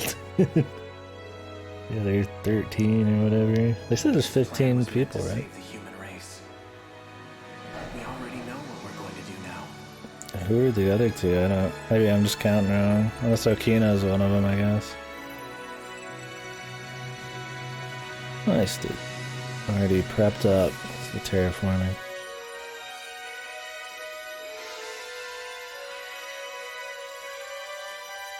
Tamao? Oh, okay. Tamao had We're a going to live. clone. I guess, yeah, she was a survivor. Curious what she looked like. Oh, I guess she probably looked like the android in the high school. We're going to live. Okay, fuck the hell out of you. Cool. Huh. That was a game, man. I assume that'll... I mean, I'll probably want to read before I say too much. Any extra logs we got. I don't know if that's a plus or a minus. I feel like you understand plenty on its own if you're really paying attention. But you definitely need to read some of the logs to get the full shebang out. I think that's fine, for sure. We'll see though. I'm mainly curious about this last bit. The simulated everything twist. Was it necessary? I don't mind it. It was still cool. And because they at least explained it. But it kind of felt like an extra layer of the cake they didn't need. Reboot complete. Yeah, exactly. Make it fish. Universal control appears to be operating normally. Things seem fine here as well. The terminal connected without any issues. Sector 4 has come back online. I knew you could do it, Ida-kun. After all that, I'm glad I gave you full control. Tommy, I have to know. I assumed you'd hate me One after sec, bro. everything. Sorry. That you'd think me a monster. I was alone after I shifted to the command ship. She's desperate, dude. But in my darkest hour, do you know whose ID I relied on? Shu Amiguchi's. Because no matter what form he takes, there's one man I've always counted on. It's you, Ida-kun. She just says somebody It's else's always name. been you. You're the cock. Don't you know that by now? All I ever wanted was to be with you. If it's possible, I'd like to join you. Wherever you are. You'd come here? That would be great. But maybe it should wait until after all the sectors are back. Is that all? I'll have it done in a heartbeat. You doubt me? No. No doubts at all, Ida-kun. The man I fell in love with can do anything. The command ship is about to cross the horizon. It'll be goodbye. At least for another 14 hours. Yes. But until we're cut off, could I hear you sing? So he's just turning on the simulation here again. And we're happy because the simulated people at least get to keep going or whatever the fuck. Look at that. Never thought I'd be back here. You really never cease to amaze me. So, how's life on the outside? Okay. It's been 5 years since we exited the simulation. Oh, they can go back We now have in. 2 bases established above ground. Nice, dude. Okay. Somehow, Well, we're gonna keep we getting info. achieved some measure of stability. I'll talk more about the story in a bit. Facilities are now operational. We're learning all kinds of new technologies. It's cool they can Matrix back in. We're looking into using the pods to recreate the people of this The city. music. We found research notes from Ryoko Shinonome, the genetic engineer. Now we know enough to manipulate genetic information. It's definitely possible. Don't you agree? Well, I'm glad Shinanome's fucking mind didn't get fucked outside of the thing. Suppose she was working on What was she something like learning that. at the end there when her brain was So you getting want to use the fucking pods to jacked, make man? AI into true humans? I don't know when Refreshing to they'll be come out ready. of the pod, not Even if it fucked. takes years, we want them to see the second Earth. We'd welcome them. Well then, sounds like you're doing just fine. I guess I won't need to step in and leave. So they said they're gonna.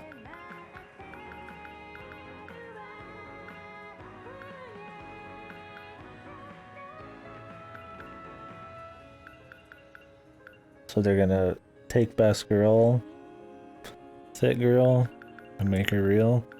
Playing God. There's a fucking. There's a million science fiction mistakes right there. Yeah, which is good. I mean, all of the demo shit, even like the meta chips, are all part of the story. You do after all. I've heard a lot Don't know about the you, mystery Professor. points, but Could we ask you to review our research? ooh, Well, I suppose you did win the bet. Fine. I can manage a peer review. Thank you, Professor Morimura. Is he back here too? Yes. Mira is also there it here. is. Then I'm going to have to visit him. We're family, after all. Please, wait. Allow us to accompany you. Let's go, Ryoko. Pick her up, dude. Oh, oh, he's gonna do it, man. Fucking base, man. He even looks cool carrying some kid around. His aura is powerful. Best girl, what? Best girl. Dude, I hope she's the first one and becomes a fucking a human, man. Like a true Chad, yeah. Oh, Miwa-chan. I just saw Natsuno-chan, and she was a crying mess too. They're gonna have to make a lot more I'm just really pods. glad to see you, Miwako. Otherwise, it's gonna take a long time to bring everybody out, dude. I really, really missed you. 15 pods. You're acting so Do they have to grow 18 years at a time, then? Miwa-chan, I guess they could just come straight out. They've already, any of your they're already favorite like places? fucking fully AI'd out. Our treat. What? What's going on? Still 15, even if you did them like 1 an hour, it'd take a long time. Hey, Miwako. Long time no see. Whoa. Just forget about the no faces, man. What? Only bring out the This is important how you people. used to look. Why? Falling for me all over again? Jeez, I forgot she used to be so flat. Oh shit. Man, am I lucky you filled out. You're such an ass. You know, I wanna didn't see it. forget you calling me Dogface. Screw you, Captain Pompadour. Anyhow, I'm not coming home tonight. So you better finish up and go. You're watching the kids. The kids. Kids? Whoa, whoa, whoa, whoa. Let's step over here, Miwa-chan. What was The that kids. about? The children. Nothing.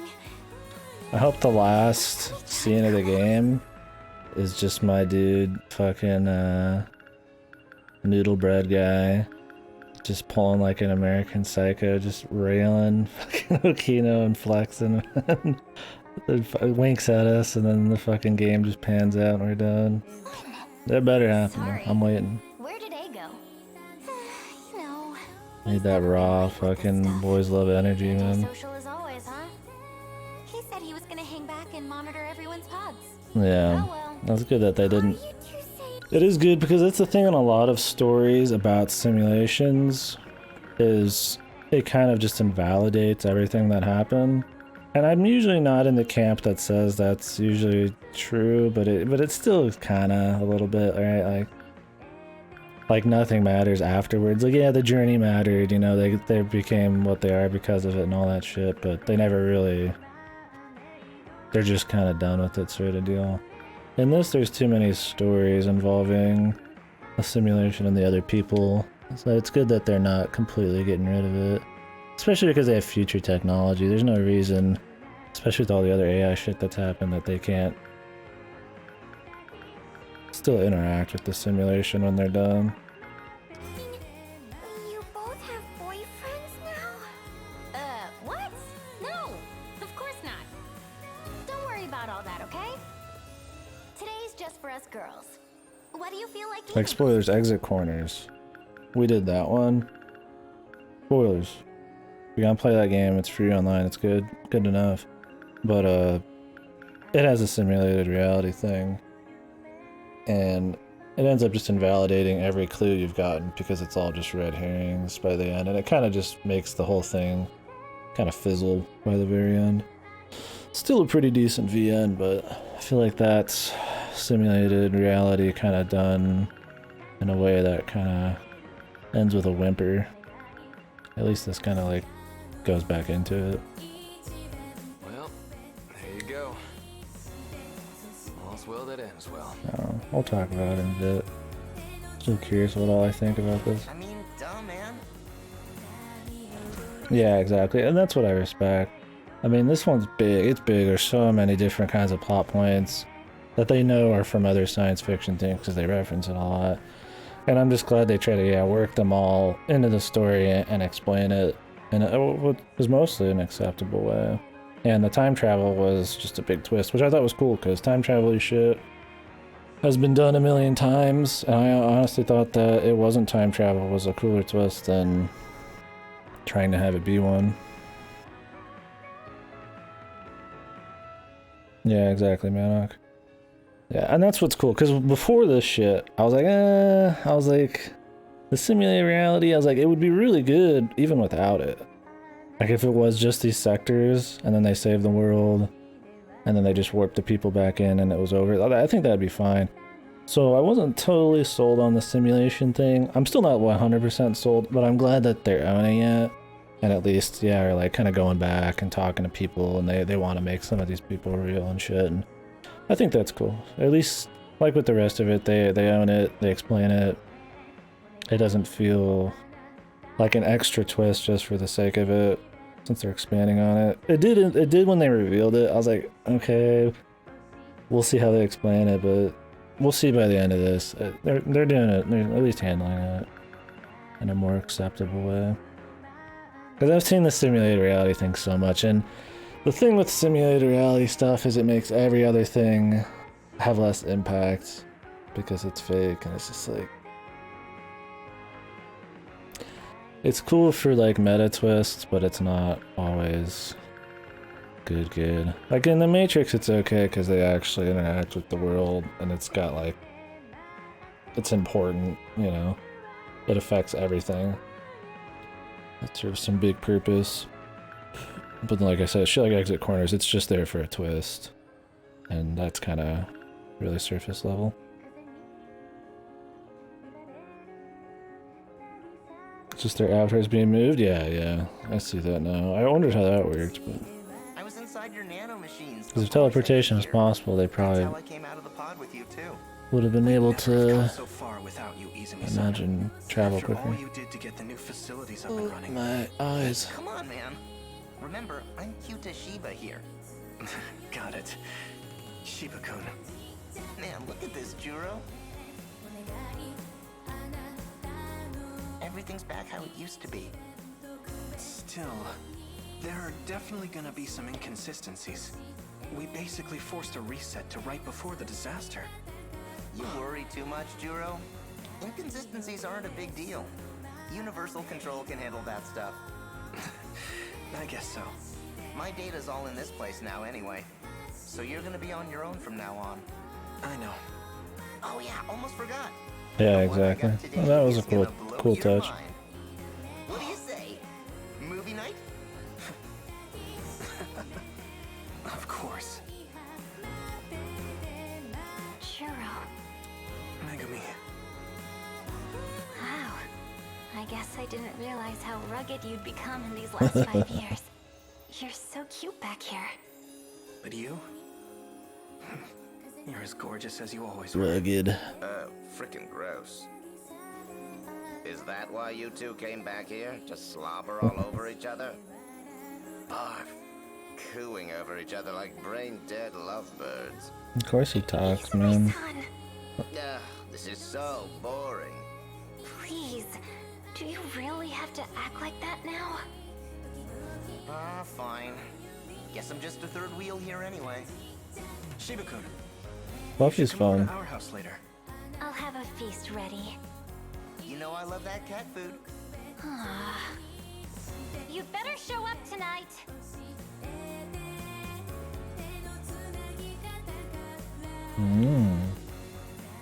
Animations. Unique animations. So he was like one of the few people who didn't have like a big romance arc. Somebody's face is back there. He was into Natsume or whatever, but she was just like oblivious. I'm curious if he'll have any romance bullshit. Or if he'll just be doing his deal. Oh, Kitaro. Hey, Nenji. I certainly remember that hairstyle. Best one there is. You waiting for Natsuno? I don't know what his hairstyle's in the future. Yeah, I can see it. Gonna be wrapped around her little finger for life. Whoa! Ogata! Been waiting for you. Wajima. Put him up, asshole. We're gonna settle this beef once and for all. They're gonna get their asses kicked one last time. Really? You've been waiting all this time? For me? Yeah? God damn it. This is the most beautiful shit I ever heard. It's just total What the good. hell's your problem? Wajima, dude. God, it's good to see you too, man. I'm gonna punch your lights out. Yeah, do it. Give me your best shot. Anything you want, man. Hey, boss. I think he's crying. Ogata. You okay, man? You didn't eat something bad, did you? It's not even that out of character for that guy, because he was kind of like that when he mentioned his bike key getting taken and stuff, where he's kind of like this sort of silly guy who's not all just fists and stuff.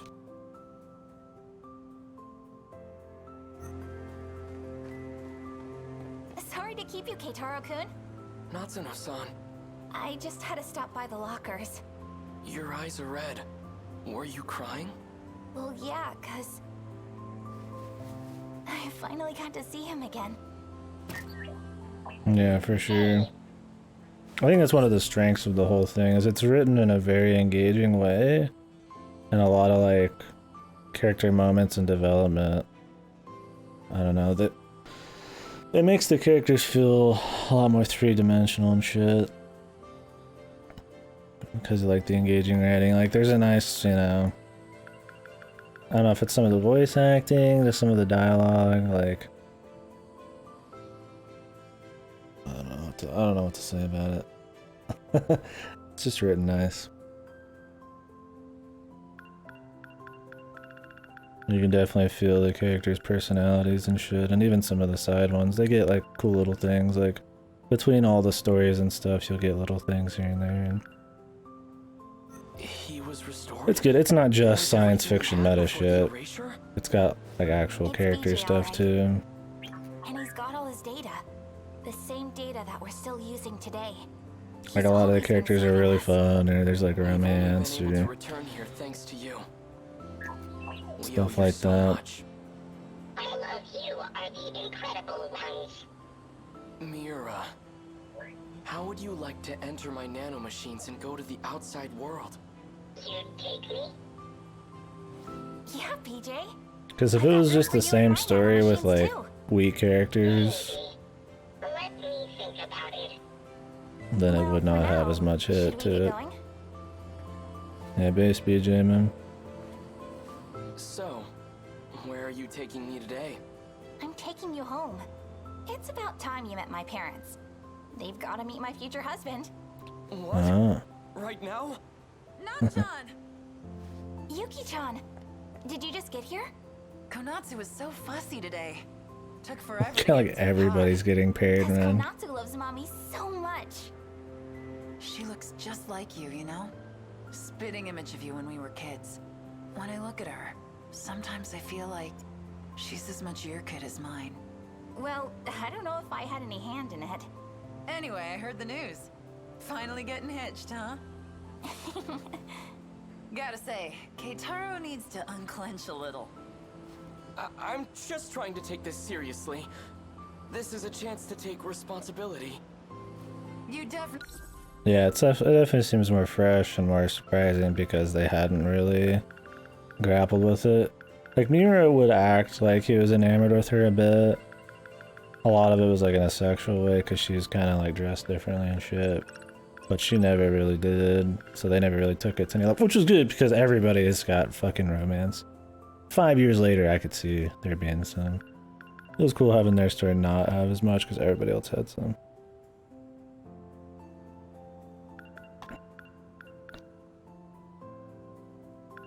Proactive tanking made her wet. Yeah. Wonder how big of a cock he's got, man. Definitely take it more seriously than somebody Ask him. I know. Okay, so, when's the big day? Well, for today, I'm just taking him to see my folks.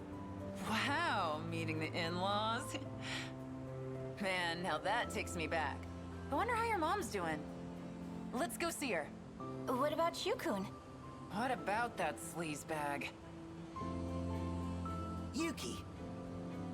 Here you are. Amiguchi-kun. Oh, come on. We came out all this way and you're still Is there anybody not in the simulation right now? What if something goes wrong and they're trapped Seriously again? hit on Shinonome-san? After all this shit about always being on the ladies' side, too. No, it was just some leftover crap from Tetsuya Ida's memories. I don't want to hear it. Konatsu's all I need. Yeah, you're right. I've been a real idiot. Oh, it is? Now I've got a wife and daughter I'd give anything to see happy. I'd never find anyone better than you anyway. Not in this time, or any other. Look, Mr. you Smooth can't Skin. talk me. You don't get off that easy. You know, I've been wanting to show you my place here. Well, too bad. I'm going to Nachan's place. Let's go. Give me a call later. I'll come pick you up on the bike. Go on, Yuki-chan. You should spend some time with him.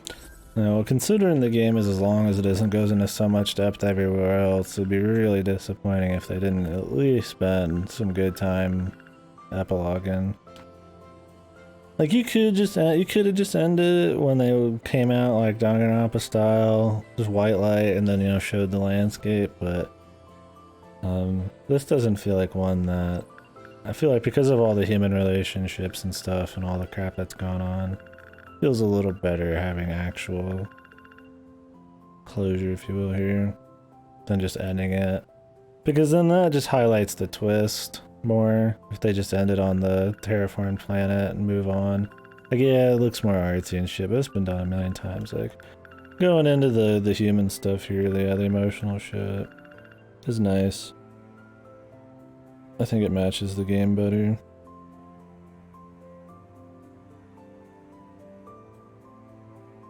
Yeah, for sure. Fine. If you really think so, Nachan. I'll give him a call. Maybe. I'd like to see a little bit more of the outside. Just a touch. This is it, Tamal. I don't know if they're gonna do it. This is the romance I'm the most curious about. Because his was super heavy romance. Like, his route is more about Okino's twist and shit, but everything about his character outside of his patriotism is just like coming to grips with his like romance shit. It's been 40 years, but it's still the place we know. Yes, this certainly brings back memories. Sector 5 is almost restored too. When it's ready, we should take Keitaro back on a visit home. Just the three of us. It makes me think, if we really came this far in just 40 years, then we can rebuild our future out there too. I think an important thing is remembering, because when you say everything's a simulation, it makes everybody seem not as important. But it's good to remember that I guess the AI is so advanced and so crazy that they might as well just be like actual like life and stuff. It's not just like some like weak little, you know, shitty twist simulation thing that's thrown away. Like there's some real shit going on here. I think that helps make it seem a little more strong. Because a lot of those like simulated reality things, you know, it's like breaking at the seams and the AI are only as deep as you see it kind of deal. But this, they all seem like they're supposed to be, or at least written like, you know, to be all kind of their own crazy autonomous thing, I assume. I mean, if they're gonna be able to pull them out and put them into like fucking human bodies, I imagine that means that they're advanced enough that they can pretty much be humans and everything but name or whatever the fuck inside of this place. Hijiyama-kun! So this is why you left me behind? Sneaking off for a date? You must think you're a real playboy now. Finally here, Okino? As usual, you... Yeah, exactly. I think that's why it's strong too. For something that tries to pull from so much science fiction all at once, it manages to handle it all pretty well. And then on top of that, still make it, yeah, like, human enough for sure. Like, if you're only looking for, like, crazy twists and shit, this has plenty of it. I mean, the whole thing's about mystery, but... if you like human shit, which you should, but I know people who don't care about character shit. But if you do, I mean, you get that too. Oh my, Unless you just hate how romance. adorable. Because a lot You're of it's back in the romance. Kiriko-chan dress. What's the matter, Hijiyama-kun? A dress isn't enough to get a rise out of me anymore. He needs like fucking It's been 5 whole years, you know? long I've short come a long way. skirts. You still don't get it? Come on, think about it. This is a virtual world. It's not just the clothes. I can be whatever I want here. What? Wait, you don't mean... Hey, check if you want. What? You can't just tell me to... What? Now, of all times, you lose that confidence? Check if you want, man. You absolute cad! What? Yeah, fucking like pussy now, or like a bigger dick? What is it implying there, man? You know that's not the issue here. Ugh. What am I supposed to do? My Takatoshi-san. You really do like Okino-kun, don't you? I don't know about that. Well, this is a Takatoshi-san I'm not used to. A bit more dramatic these days, isn't he? Who might this be? 2 Tamao-sans? Yeah, this is number 18. So she's the Tamao-san from the loop before us. Her mind is housed inside this android. It's not like she's a stranger, so I brought her back too. I don't give a shit about Tamao, dude. How do you do? So you're the other me. It's a pleasure to meet you. Well, anyhow, no point just standing around here. Let's go outside. You seriously brought her here? This gross, shady old shack? I knew you were a lost cause when it comes to dates, but this is just sad. Or were you gonna jump her? You really are positively shameless, aren't you? Ah, well, I suppose I'd better step in. Here, If you want to know where couples go, I'll show you around. Number 18, Timao-san's all yours. We'll be just fine. Wait a minute, what's all this about couples? Come on, let's go. Why should I listen to you? Stop being such a baby already. I still don't quite understand. I don't know what it was like for all of you, or... So are they a thing or not, I just want dude? to know what really came of all our efforts. Then let's talk. It'd be my pleasure to explain. It took an incredible amount of time, but what they achieved truly was a miracle. I mean, it sure seemed like it, but also seemed like they're still playing grab ass, man.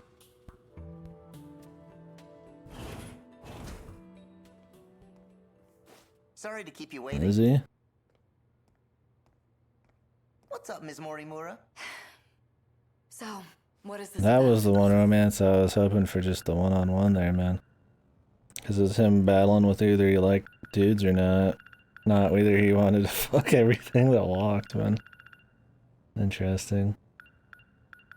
And if they're still playing grab ass after like that many years, dude, I wouldn't call that very definitive closure to their romance. I mean, like, yeah, they look like they're both into each other, but like, it wasn't really like much different than before. I hope you have an explanation, Juro. By a shitload. It's about a promise. I told you I'd rescue you. You still remember? Yes. I remember. I know it took a while, but I was hoping we could have a fresh start. A fresh start? Yeah. Then we make another promise. We said once the dust finally cleared, we'd talk. Right? I remember that too. There was one more thing. You probably don't remember this one, so I'll just say it again. I love you. That I don't remember. But I remember being in love with you. I'd never forget that.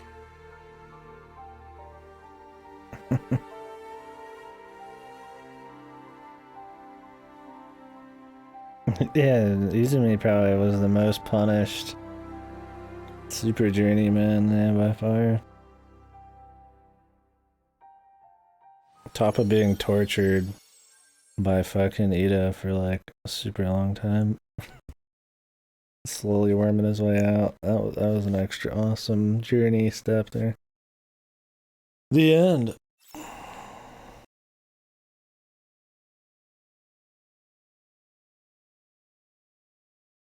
Fourth area. I don't know if I'll do any more gameplay.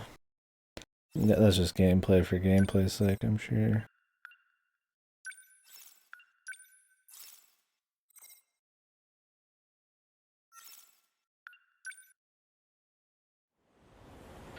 There's another scene in the archives. Okay. I was gonna read all the new shit either way. Like in these archives?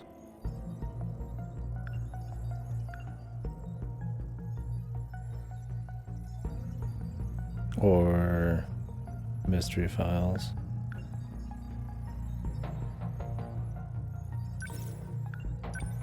Okay.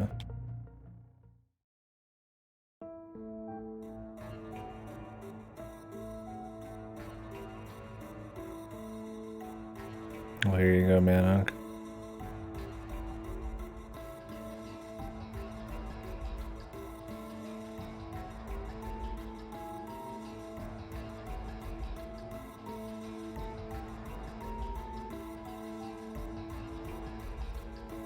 This is ominous music. I repeat, we interrupt this program to bring you an important emergency broadcast.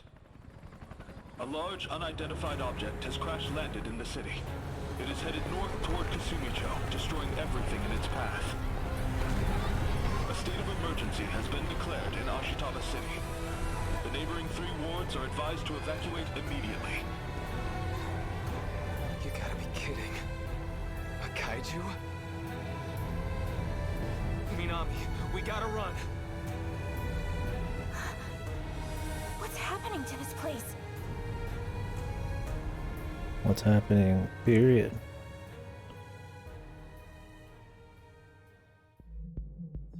What?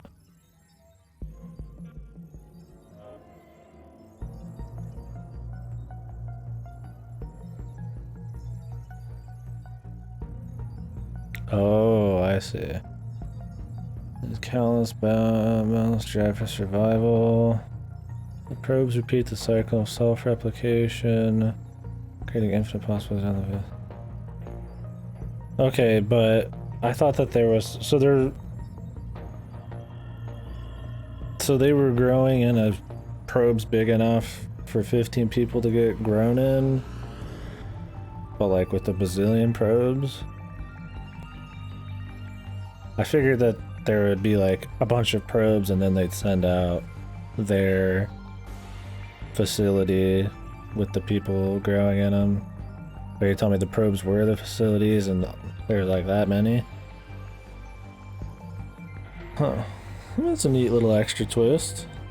That seems like fine.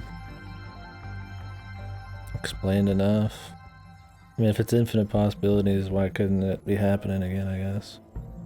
If there was, like, they were getting grown in, like, each probe. If the probes are self-replicating, too. If they kept doing that over and over, wouldn't at some point they'd be, like, repopulating the entire universe because it's self-replicating? Maybe it's not exponential, maybe it's just, like, until they land.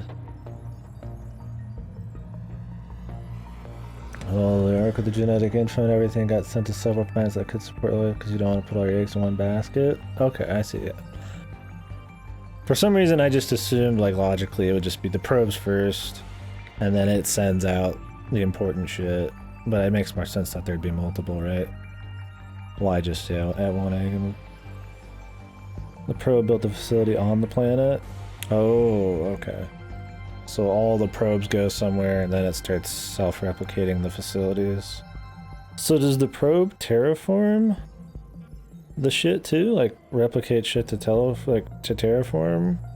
Or were these places good from go before the terraform? They said it was terraformed.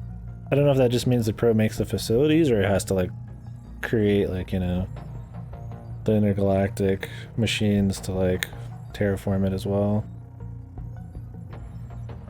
The nano machines? Okay. Interesting. For everything? Okay. Neat. Let's hit up some mystery files.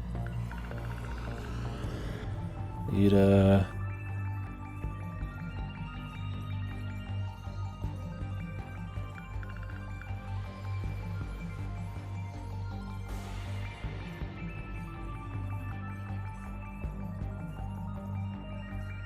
Disappeared along with that world. They maintain themselves by mining asteroids. Terraforming took millions of years. Okay. That's always a good way to explain it. This took a really fucking long time. Because it's pretty believable then, really. So just sitting on their DNA for a few million years and then it started the simulations. And they started growing.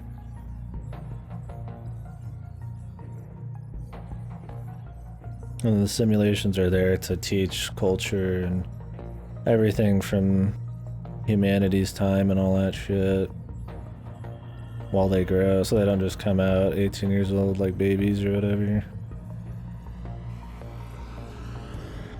But the simulation, so the whole point of the game, like the simulation was like fucked up because of the lazy programming was the idea, and instead of saving everything it was just to get them out. Have that flaw from the imported VR game? Okay, yeah. Which, pulling a VR game makes a lot more sense when it's actually a virtual world. That kind of makes that twist even better. Oh, and Shinonome. She introduced the kaiju. Like, she just pretty much turned them on in the game's code or whatever, and it just kind of took to it easily. Is it? Okay. Well, we'll get to it then. I plan on reading all these. Okay. But since that code is... yeah, was used for the kaiju shit, it's very easily inserted, I guess. Shinonome was just kind of like the jealous bitch, yeah. So, whose story was the worst, if we just took them individually? I think for me it was probably...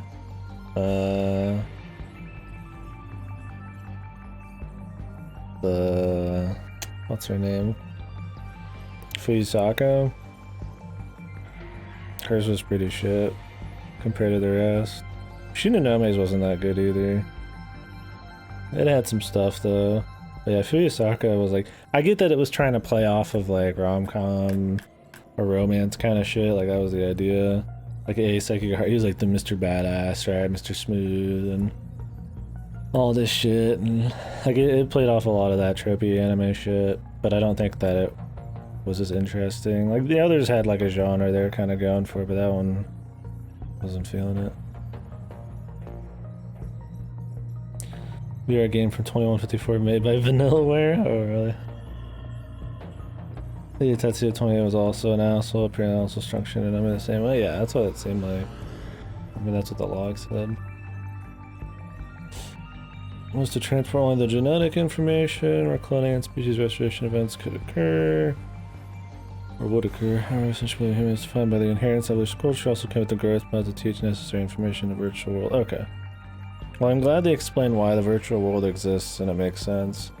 Because when they first introduced it, I'm like, please Jesus, don't just be another shitty virtual world, but I'm happy with it after the explanations, for sure. Definitely handled in a way that felt like they actually thought it out a bit. I mean, I still think they could have pulled off a story without the virtual world and it would have been totally fine. It's kind of got that twist for the sake of it thing, but I think it's so well explained that it's fine. Yeah, I didn't want the Danganronpa ending either. Like, I like it in Danganronpa because the whole thing was just a mystery, right? But in this, it's so everything's so explained, and there's so much lore and information. Just to like fucking just do it real quick and end it would just be shit. Yeah, you want a little bit more. Like, this is all about revealing everything. Where Danganronpa was just kind of like, I don't think revealing everything that happened was as paramount as just kind of the drama happening there and stuff. It's hell out there, but we'll manage Nodensphere. Yeah. I don't even remember that Nodensphere. I remember Nodensphere's like a lot of its story, but I don't remember that bit. What I go back and remember Nodensphere for is just that gameplay, so fucking juicy, man. Still some of the best action gameplay, period, in the new Nodensphere. I should review Nodensphere, like, look at it again. I don't actually remember a lot of that.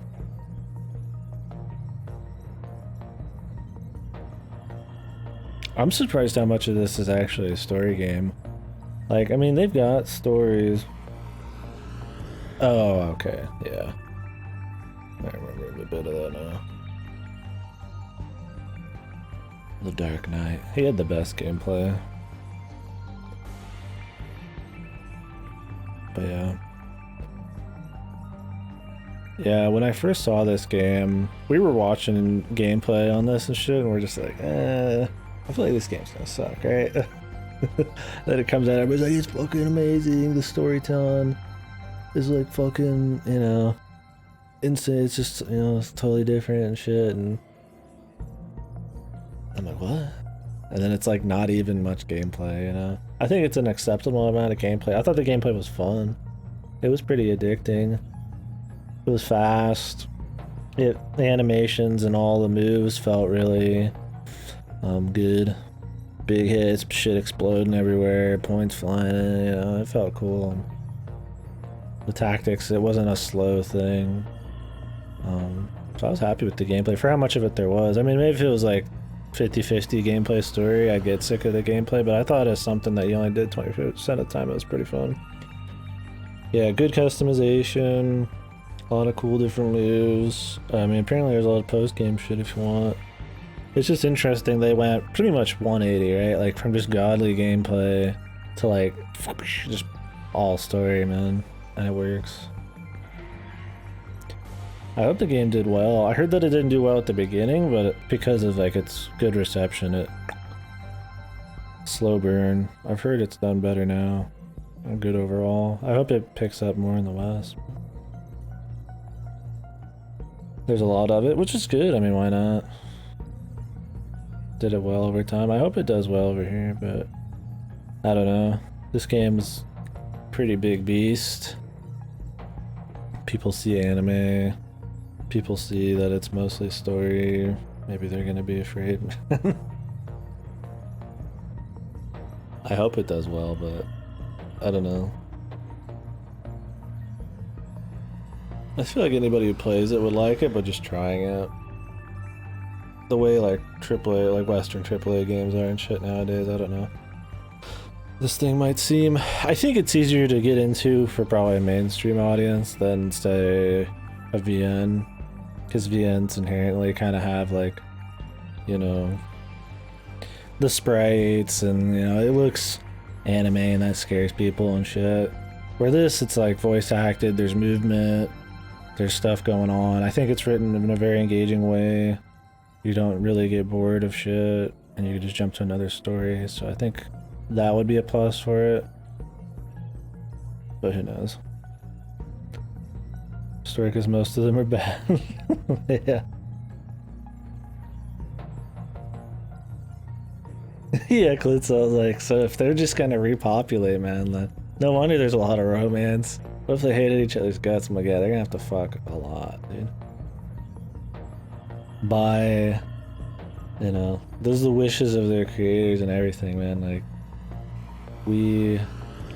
your ancestors want you to fuck a lot.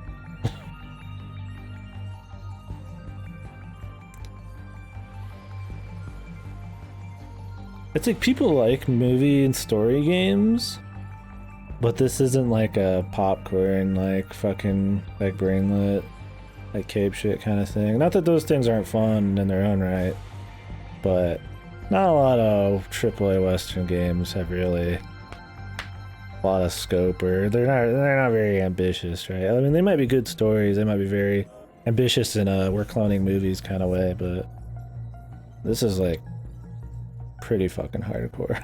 That's pretty cool. Not only does, and I feel like you get more out of this the more sci-fi shit you've like read and watched and shit, right?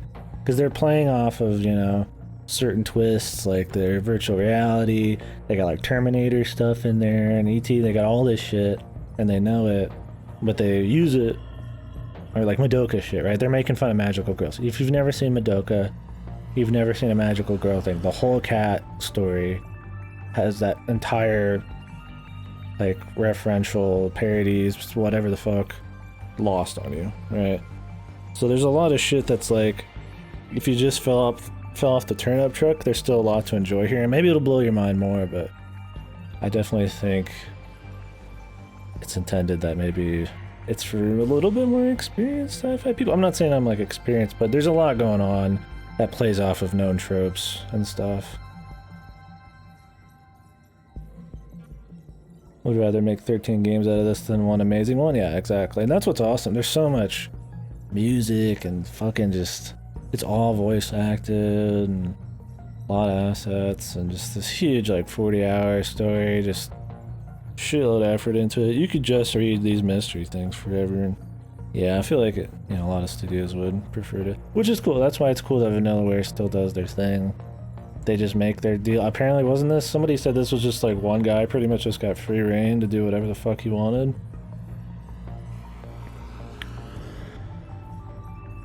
And it's cool to see, like, you know, these kinds of like almost passion projects where somebody just gets free reign, just kind of go, I'm not trashing on Western games, but that's definitely more of a either indie thing or Japanese thing where smaller amounts of people with more vision are at the helm of even sometimes bigger budget projects. So it's cool. It lets you get something big and crazy like this. You know, this would not be something that you could market probably to like EA or something, right?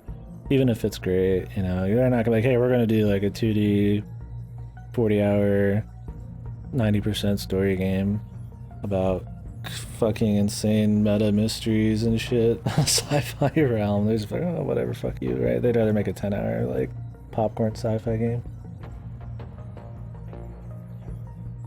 George Kamitami, yeah. Unchained. George Kamitami Unchained here, dude. Absolute mad lad. The VR thing wasn't what worried me, it was the whole this is a game thing they did for a bit, and it wasn't a huge deal. Yeah. I wasn't too worried about that. Oh, I could see what you're saying, like, it's gonna turn into they know they're in a game, and we're just playing, like, people who know they're in a video game or something. I'm glad it was just, like, a piece of the puzzle, right? Like, that's why the simulation was fucked. I think it adds, if anything, I think the simulation thing is better because there was game code in it. Because then it relates immediately to the VR game. Like, because it is a virtual world and it's a virtual game, it makes sense why they would lazily use it. And then it also makes sense, like, why we have the game screen and all this other shit that doesn't make sense happening.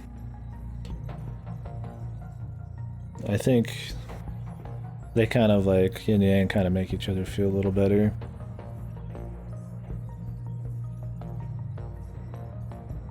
Yeah, well, we're just going down all this. We'll read them all. The Kaiju MMO, yeah. I was just fluffy being technically correct, yeah. But it's playing off a magical girl trope. So.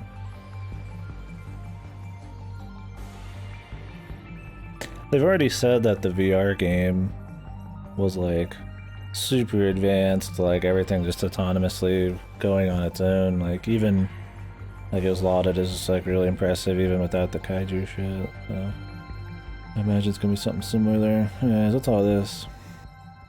I will say the human stuff I didn't care about tomorrow, like hardly at all. I think she was just kind of used as a plot device a lot of the time. And they just kind of threw her into so many situations as like an android or getting fucked by some other android that she never really felt like much of a character. Maybe her like mentor version in 2188 felt a little bit more something, but yeah, somehow I was like whatever. I would have preferred to see Fuyusaka and Ei Sekigahara in the epilogue than like that whole section with Karabe. Yeah, for sure. I could see her importance, absolutely. But yeah, it was mostly off screen. Other NPCs, yeah. But she's one of the 15 still, right? Did she have a development? How the hell did she fucking come out of the pod, man? Yeah, how did that work? Because she was never like... Did she have for like 18 years like a fucking body, dude? Also, how did everybody grow out of the vats at the same time when they're not all the same age, right? Isn't like Goto like in a higher year than them in school? Or are they all actually in the same grade? I imagine they're all in the same grade or something, or we just assume they started school late or some shit. I thought they weren't all the same age, but I guess they are.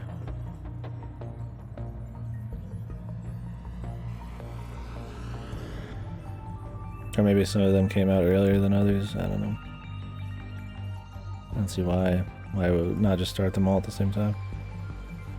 Yeah, I mean, I guess he's smart enough. Didn't he date Shinonome in middle school though? I mean, I guess he could be dating a younger chick.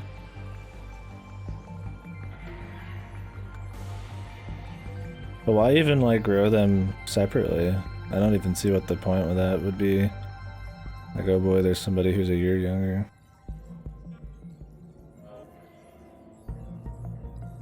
Izumi Morimura? Wasn't the Izumi and Morimura that were fighting like the complex and shit, like at the factory, like 2 loops ago or something? And then the one from a loop ago, were they 2 loops or 1 loop? They were 2 loops ago. Well, then who was the Izumi from the last loop? That's not the one that gets... Because they warp the one from the current loop to 1985, right? And then they alter his memories.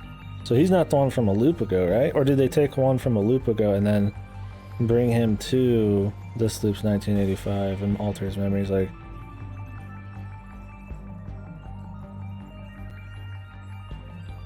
Ida resurrected Izumi and the android in the last loop. Okay. Yeah, I know that's the only way they can loop.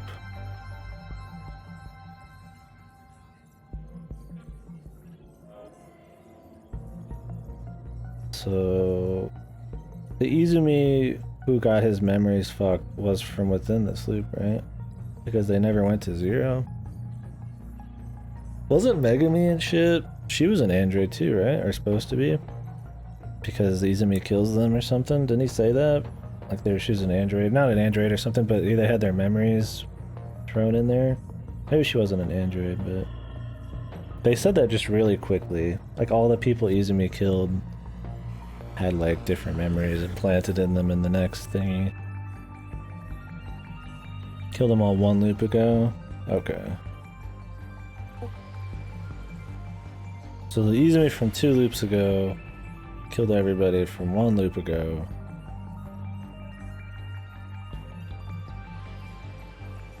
And that's also the one that created the androids after Morimura killed him on the bridge. And Ida was there. And in the next loop,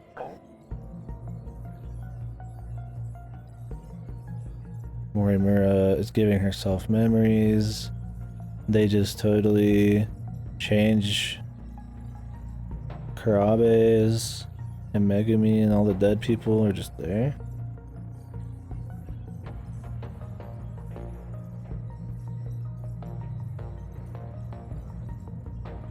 Oh yeah, what was the significance of 2089? Or 2069? Helps it all make sense? Okay, I should probably go through that too in a bit. Because there was a point in time where they warped to Sector 0 and it took them to 2069 or 2089 or whatever. And it was only a 16-year jump. I don't get what that was supposed to be. Because there's a point where Okino warps Izumi and...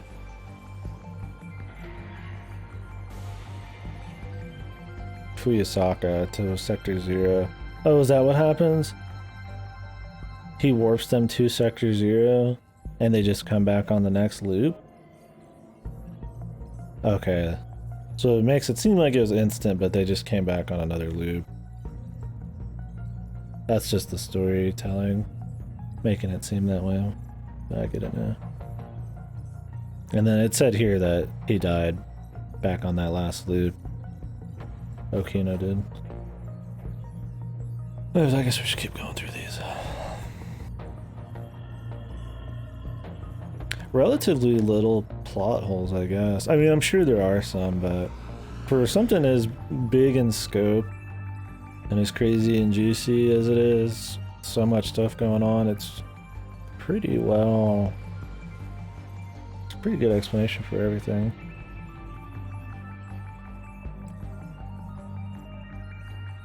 "16 years before the first kaiju invasion, it's where Jiro and Shihiro from 2 loops ago teleported to escape." Yeah, but you can't actually go back in time, so it was the next loop. Just at the beginning, right? Because they teleported to Sector 0, and I guess that means their data went there. And then their data cloned them or put them into the next one.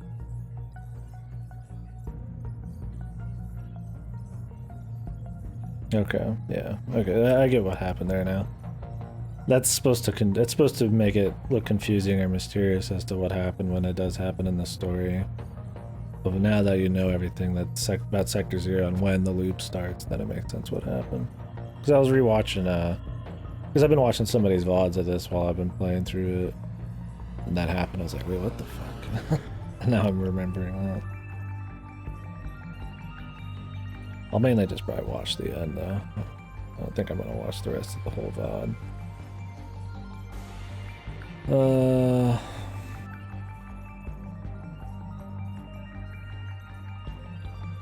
Granny.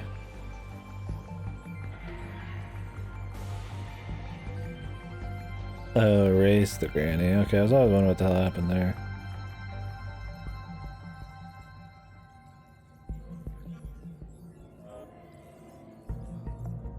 Yeah, I got that part when Goto was slam jamming her.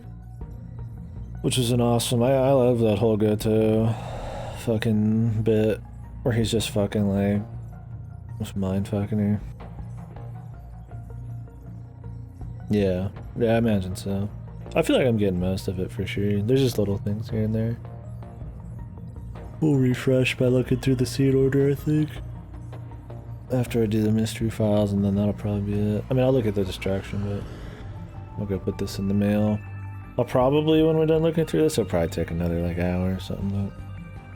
But, maybe I'll turn the stream off. We'll either start up Metal Wolf Chaos XD, or I'll start up like Trails 2 or some shit. But Crash 4 is coming in soon.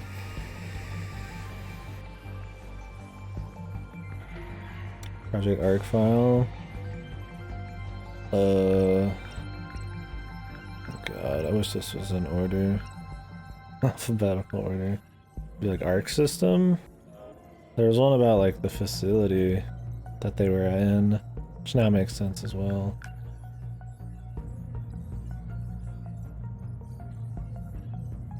I was wondering, I was like, what is the facility they're talking about? I'm like, oh, the facility is where they're growing.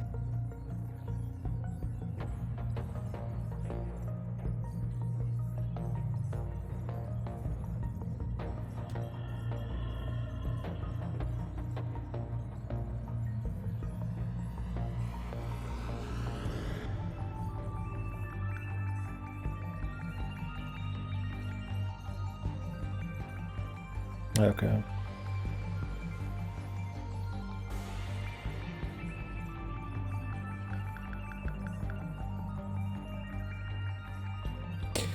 That was disappointing too, dude. I was hoping Miwako would be like some kind of twist or one of the actual kids out of like, you know, like fuck Karabe, not Karabe, fucking, yeah, Karabe is one of the Tamao, one of the 15, dude. Where was my fucking Miwako, dude?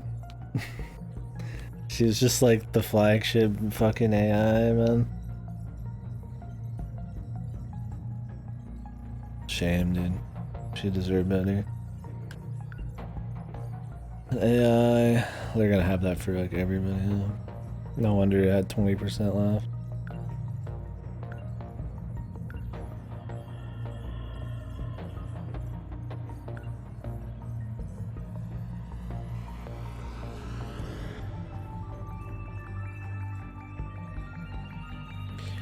Okay, so what was the explanation? So I get that they were supposed to spend 18 years to develop themselves in the culture and shit, but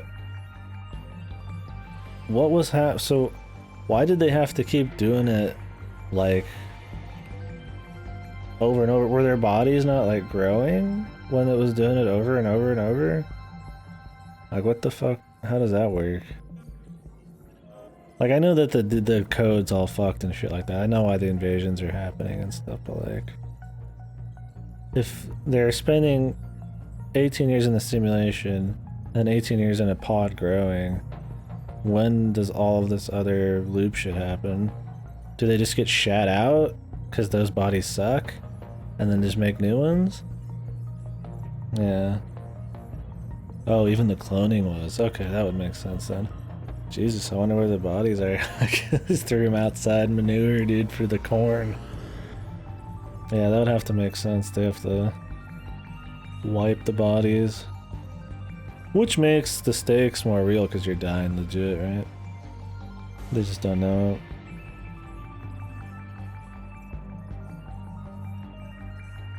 Oh yeah, the data corruption. I forgot about that. Yeah, they said that he didn't actually do it, and Ida was fucking bullshitting it. Yeah, I guess they just had to get recycled because, I mean, if they were living like 18 years in the span of 5 seconds or something, then why would, you know, they not just start immediately cloned, right? Instead of grow over 18 years. For that matter, why didn't they do that? Why didn't they just clone them over like a year and have the program go really fast? I mean, maybe the computing power is just too crazy.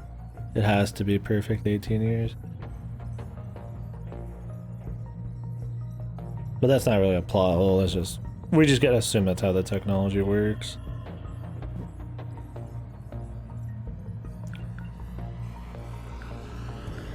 Either it's believable or not, I don't know.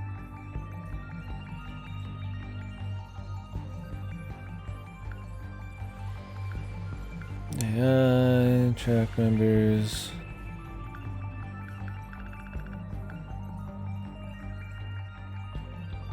Yeah. I imagine they couldn't have it go any faster, just did a full 18. Because if you were creating clones and doing like a, you know, trying to, you know, you wouldn't want it to take 18 years, right? So much could go wrong. You'd want to make sure it happens as fast as possible. You want the simulation to go really fast, as well as the clones, right? Just less issues. But I guess if that's... It just perfectly, the computing power just perfectly adds up to having it take as long as normal human growth and whatever. Or maybe they're just so sure of their technology that they can just take the full 18 years, it's not a big deal. Yeah, that's what I'm saying. It's not a plot hole, it's just... You just have to assume that's where technology is. And since they've talked about processing power, I feel like there's enough to back up that.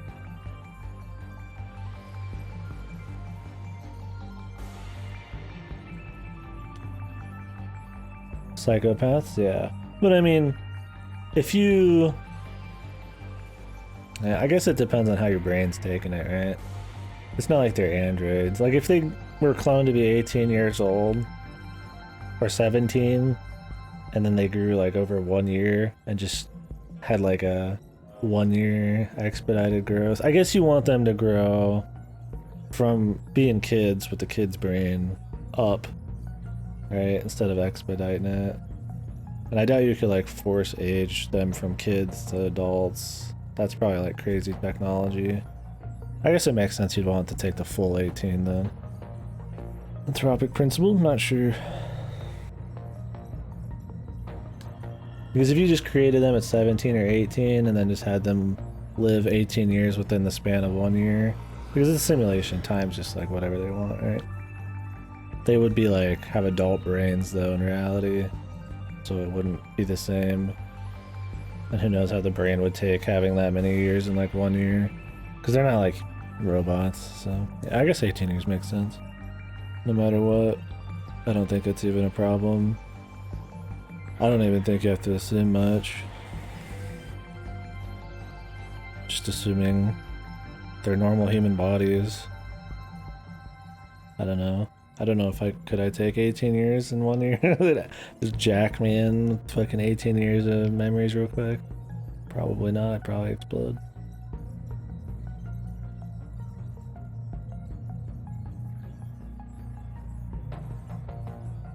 Their potential range of products output is near infinite.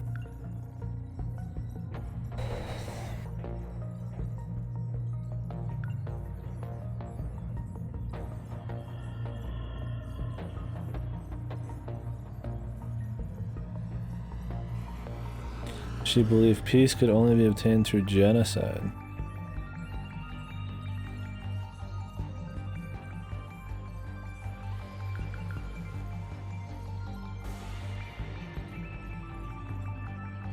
I think within the game's world and lore, it's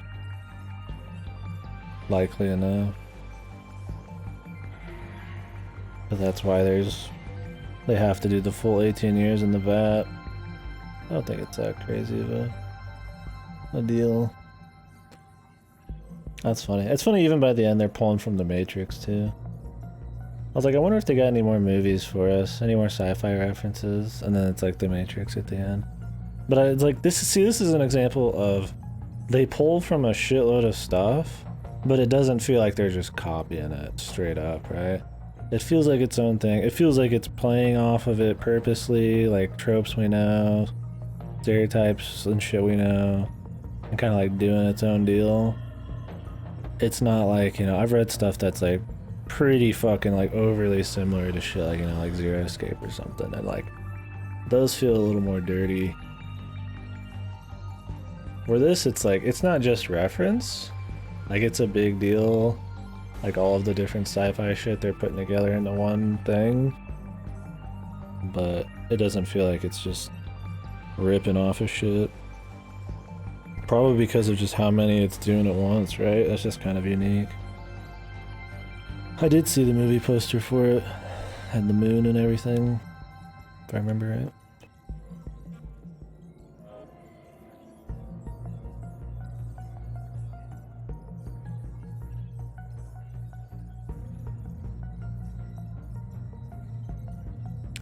Details on when the current loop began or how many years have passed before it are unknown. However, based on the stability of the facility, there have been at least 300 loops leading up to this point.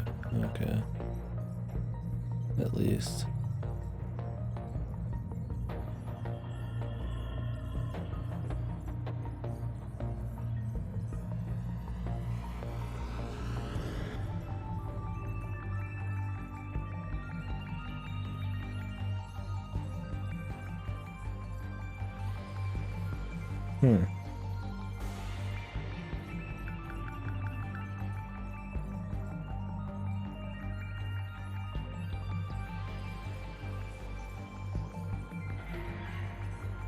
Yeah. Because I'm guessing you wouldn't want to keep that same data recycling over and over in case there's like a problem. Then again, if there's a problem with the original shit, that'd be bad, but I assume they would. There's a greater chance of some kind of weird corruption over time than there is the initial data being shit, so you just wipe it after a few loops.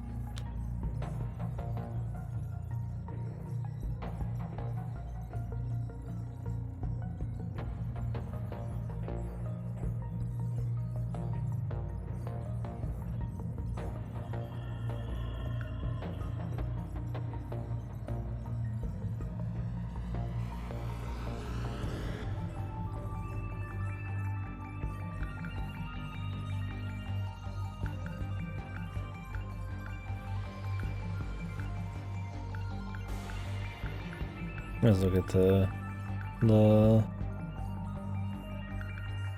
visuals on these. I'm not too worried about the numbers. Yeah.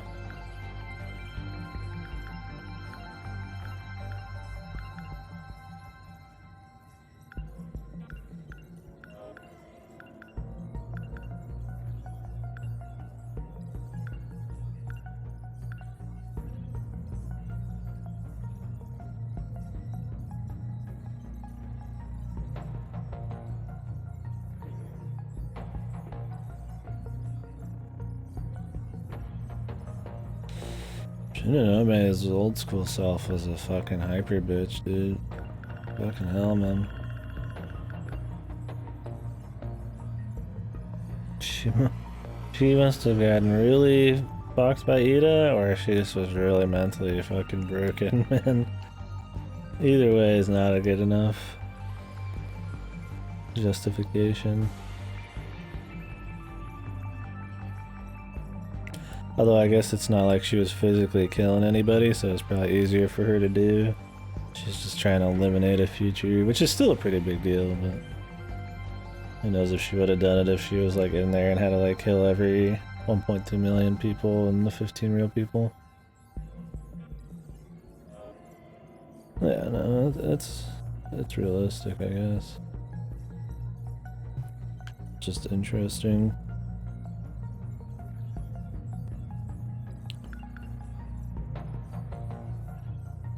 Yeah, exactly. It's not as heavy on her conscience, especially when those people aren't even physically there yet, right? And she hates most of them. Or at least Ida, and I'm sure a few other people she hates. It's probably a lot easier to assume they're pretty much done for and this just won't work. Might as well just fuck it.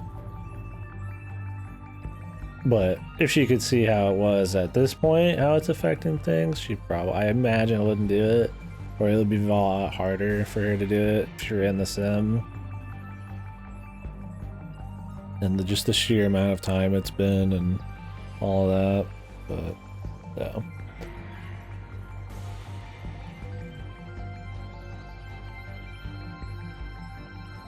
Yeah, well, I mean, doesn't Izumi shoot Okino, and then Hideyoshi, whatever his name is, ends up killing Izumi and his supporters and stuff and all that.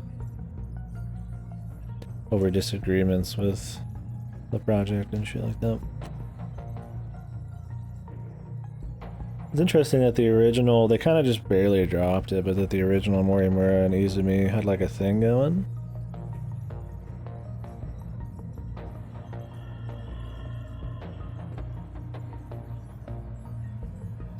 I mean, I guess it makes sense that that would stay, possibly. Or was it Izumi? Yeah, and Ogata was just like a suit, right?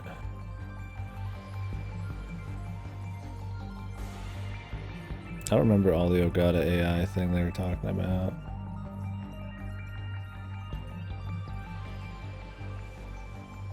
So what happened with Izumi where he was gonna take Megumi off the ship?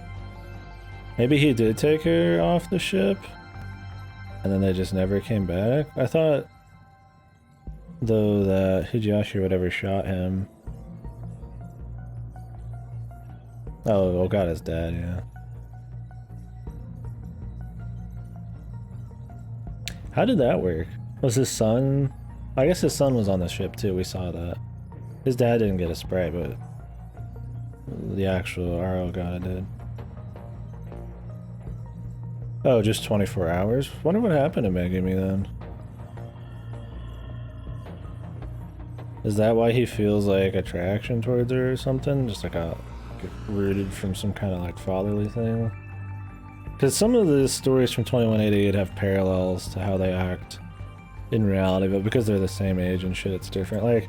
Like long hair, punk bitch feels a motherly nature towards like Natsume because she is her mother in 2188 and shit. Then she got added as one of the 15? Okay. Yeah. Then I assume Mira just died out there.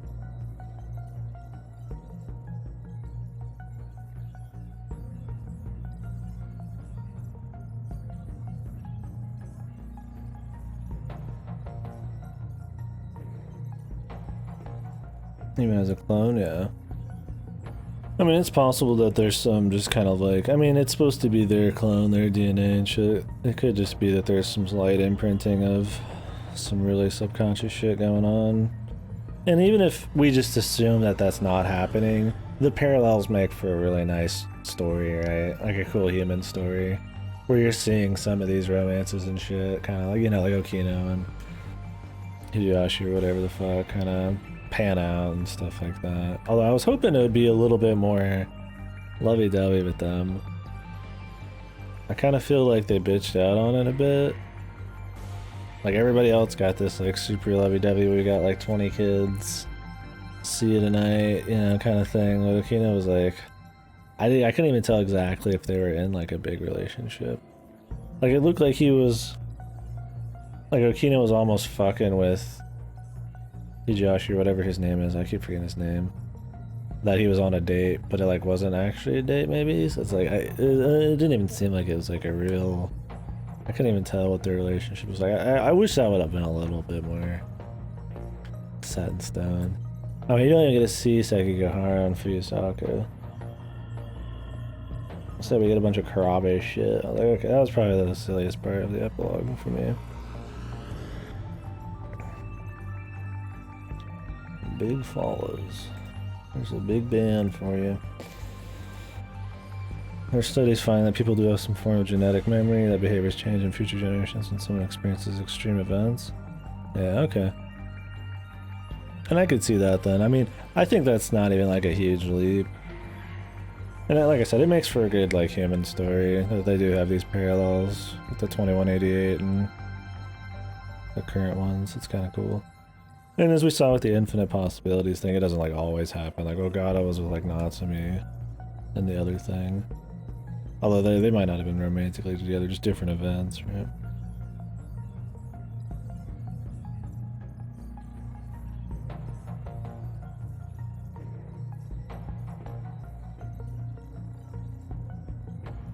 Okay, what is this? Oh, really?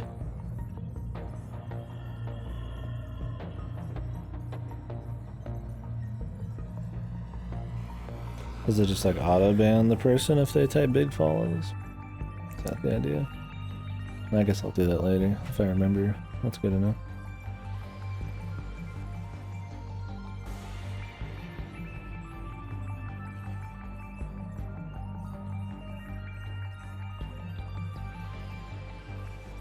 Yeah, that makes sense. Cool.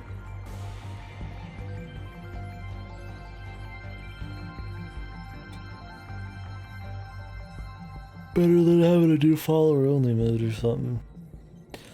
Once programmed, a new planet creates the artificial satellite, so it creates the satellite, then it creates the facility and the growth pods. The command ship monitors the facility, so it can determine where the final phase needs to be redone, or any harm may come to these facilities. Okay, so it does just reset the growth pods.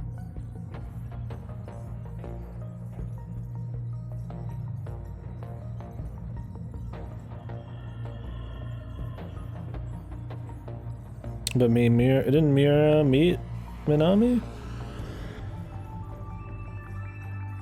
In the first space scenes in his route, he's talking to her, right? I don't remember who he had the kid with.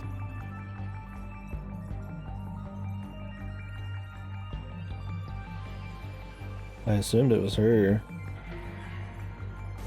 And they had lovey-dovey talk, because the mother came in when they were talking. Well, I thought they did.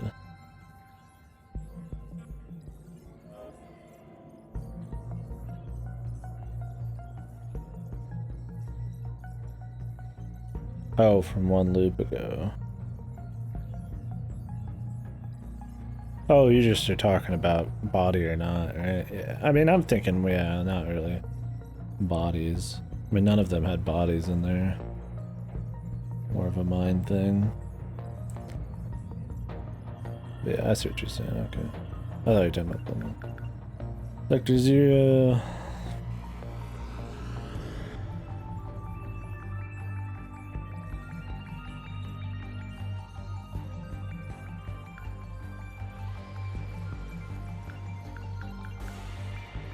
So this is the date thing we were looking at before. I was like, what the fuck is it? So this is where the growth pods are.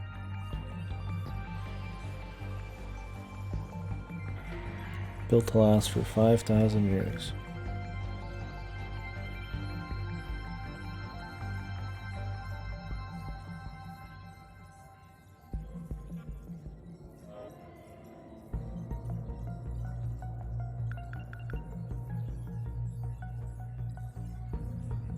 And you're saying since BJ didn't have a body anymore, it didn't matter. Or it showed that he could still like her, even without having a body on the reality or whatever the fuck. Yeah, I get what you're saying. Yakisobapan, the most important lore bit.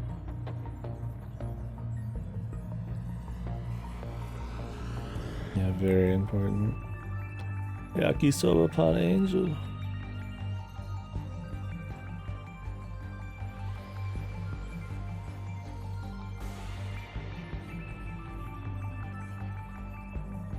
Terraforming of the planet. Final phase refers to the creation of clones.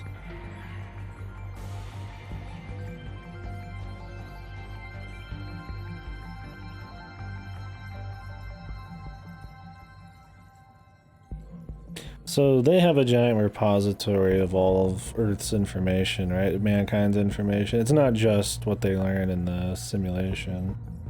Because I'm pretty sure in the epilogue, Goto and Shinonome mentioned learning stuff from something to help them develop new things.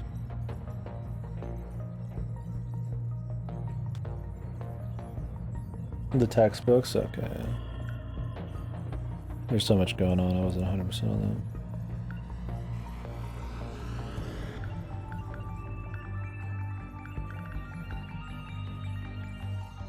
that. Dinner! Vanilla Ware, love that food, baby.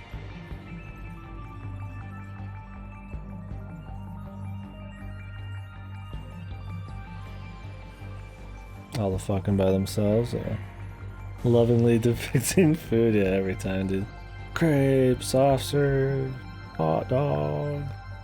This isn't even the ones they use in the game, I don't think, because the soft serve in the game's like melting a little bit. This is like a fully new picture just for the mystery files, man. And these probably all are. What did I skip down? Yakisoba pan. Ohage. Yeah, dude. Miramasa, the dragon's crown when you have to like make the food. I was like, that shit look good, man. Same with Odensui. They love that food, man. I was like, these games like FF15 had like pretty good food art. I'm sold on it. I don't know. I would try it. I would like to eat some fucking yakitori, man. I'd eat any of this shit though. I'm kind of getting hungry. I'll probably take a food break when I'm done with this for the day. Put it in the mail, get the next thing set up, and then start that. Whatever we're gonna do. Yeah, I never tried it when I was there. So this bike, is this bike supposed to actually be made in 1985? Oh, the entry for the game. Okay, yeah, I guess I'd already read it. Let me read it again, why not? Yeah, because I read all the non-updated shit yesterday, or the day before yesterday.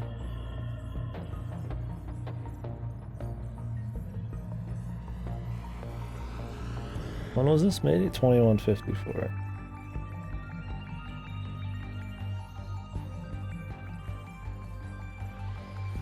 $10 million independent NPCs.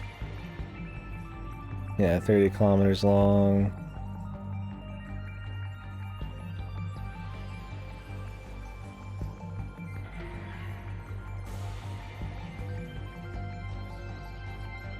BS4, yeah.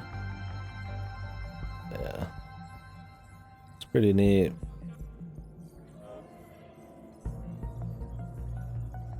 I like the idea that this game, it's this super realistic, like, you know, life sim thing, and then it's just for fucking kaiju blowing it up, right?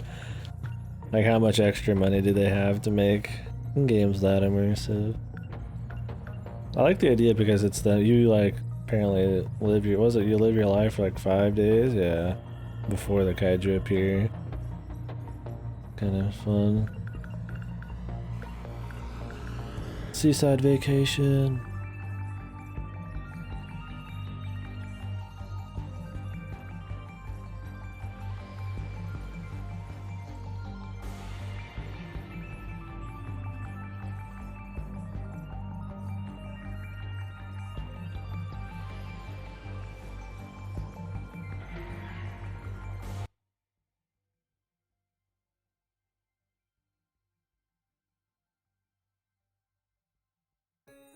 I'm loving it up, dude.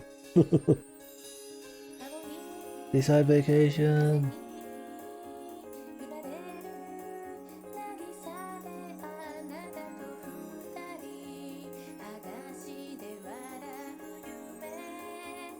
I have not seen Decadence, if that's how you say it.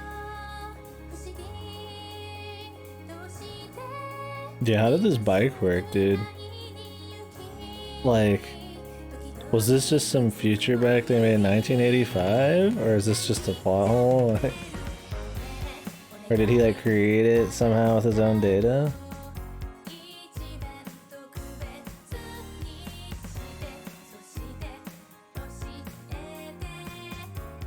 Huh. What was the show? Never been summers around life form, but all oh, that sounds cool. So the bike was from the 2060s. How did they get it here? Yeah, I'd donate to her OnlyFans, dude. Simping for Inaba. This looks like a cool anime. I guess it finished airing like last week. Was it good? It's probably like has more seasons or some bullshit that they're making.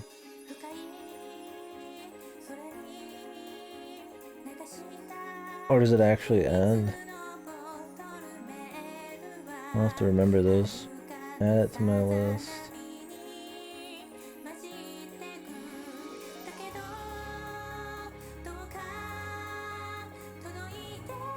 Jamming vacation, dude. The rental agreement.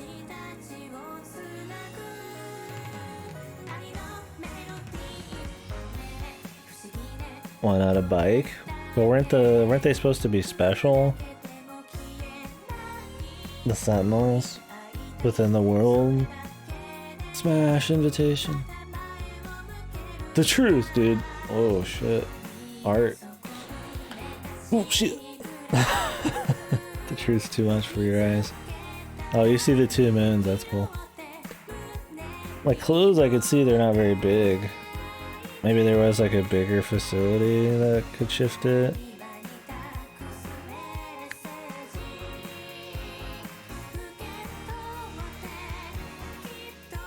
Whatever, it's not a big deal. I'm sure there's an explanation for it. The place there's this planet RS-13 Alpha.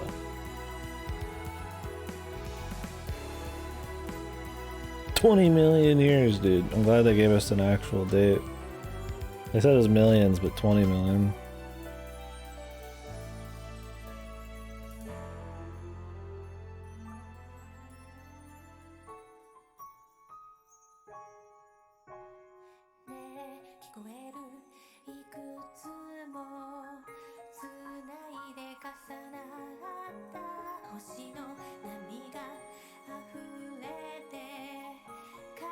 Yeah, exactly. 20 million, dude.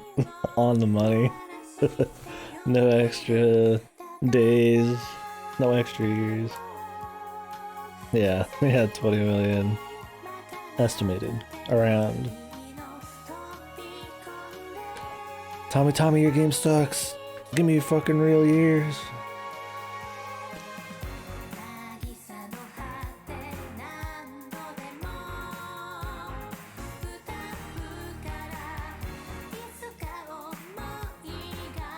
Cool, man. That's cool reading this at the end. Listening to Seaside Vacation, dude. Why is there 249 files, dude? Is there like another one? No, there wouldn't be another one. See you, dude. Oh no. That one would be hard to get an S on. You'd have to be just jacked and have like a strategy. It's whatever, we got S on the rest, man. Fourth ward. How many waves does this fucker have, man? Sumire ward. Yeah, very nicely thought out story. I'm not gonna do any of this, I'm just kinda curious. No bonus objectives. This is just gameplay.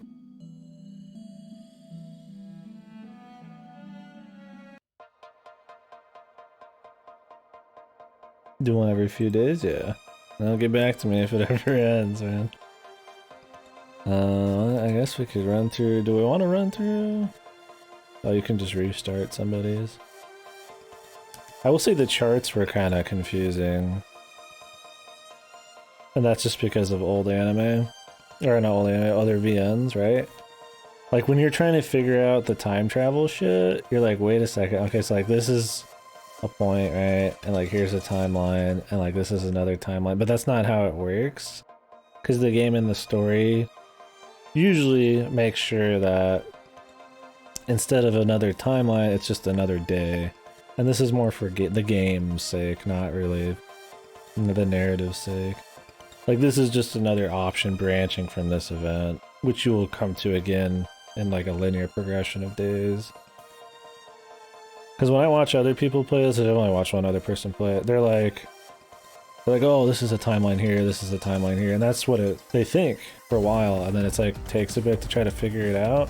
Because in the narrative, it's like, yeah, it's like, you know, he does this thing, and then it leads into this thing, but you always start from this, and so it's kind of, even if you haven't played many VNs, it seems like it's a branching like time flow chart, but it's really just for gameplay. Yeah, only a few. Like you could skip daily life, and I think with Takamiya's maybe you could do a couple of these in a different order. I'm not exactly sure.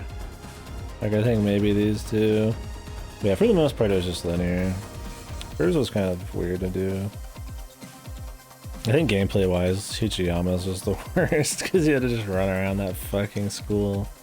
But I liked Hijiyama's. There was good funnies in it. That's another thing, is the game's got funny shit too. Like it feels like it effortlessly tries to be funny a lot of the time. It doesn't feel like super forced humor. I think because the characters are strong and because they can kind of focus on so many different characters, they could have some people who are just more funny, and that's just their personality. They don't have to like force humor, which was nice. Yeah, all smiles, dude. Like Ogata had a lot of funny shit, but you know, he's still a cool dude.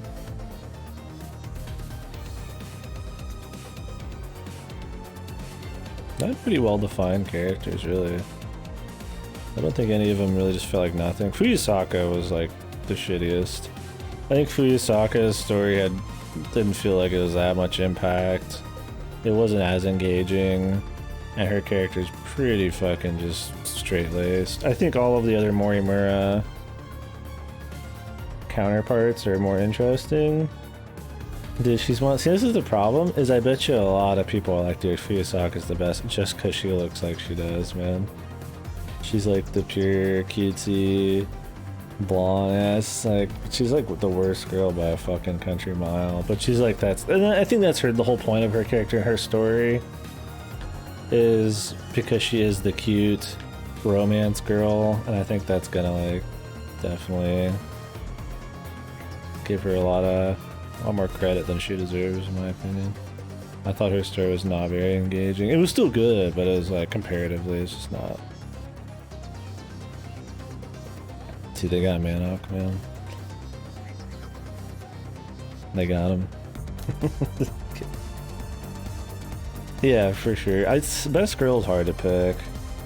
I mean, first I was like, oh, tomboy with ass cheeks and shit, but then I'm like, oh man, the badass chick, dude. She had some fun moments. There's better best boys. I think the dude, like, Goto's fucking awesome.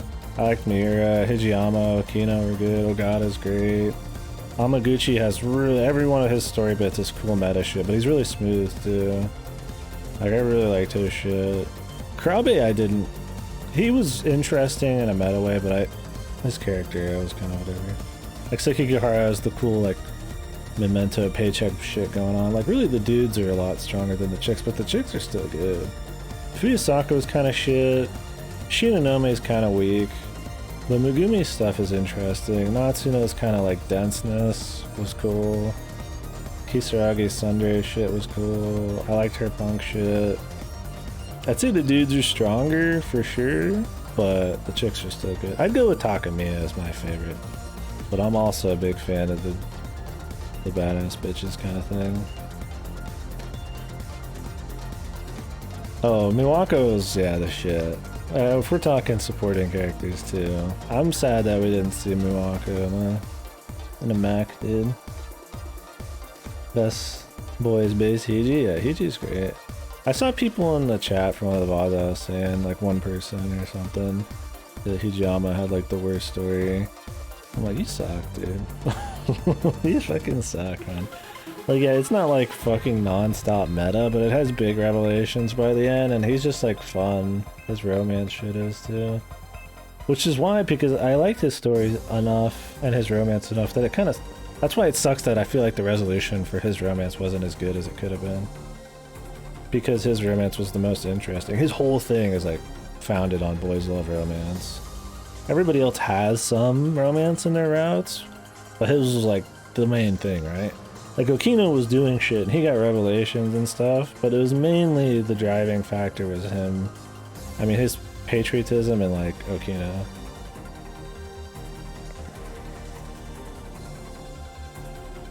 Yeah, blanket fish. Which, I mean, at least there's a reason. But yeah, Shinonome, story reasons or not, yes. I feel like she's still cool, but she's kind of weak. She has reasons. Fuyusaka just was kind of whatever. I think maybe they were trying to play the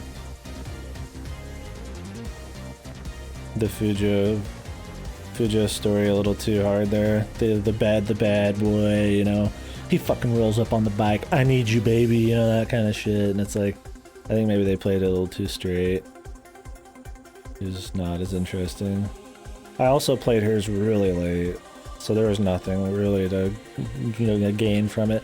I think if I ever recommended anything to somebody, probably do Fuyusaka's earlier than later, because it does not hold up compared to the others. It's an Otome game? Yeah, I guess. It felt Otome, yes, for sure.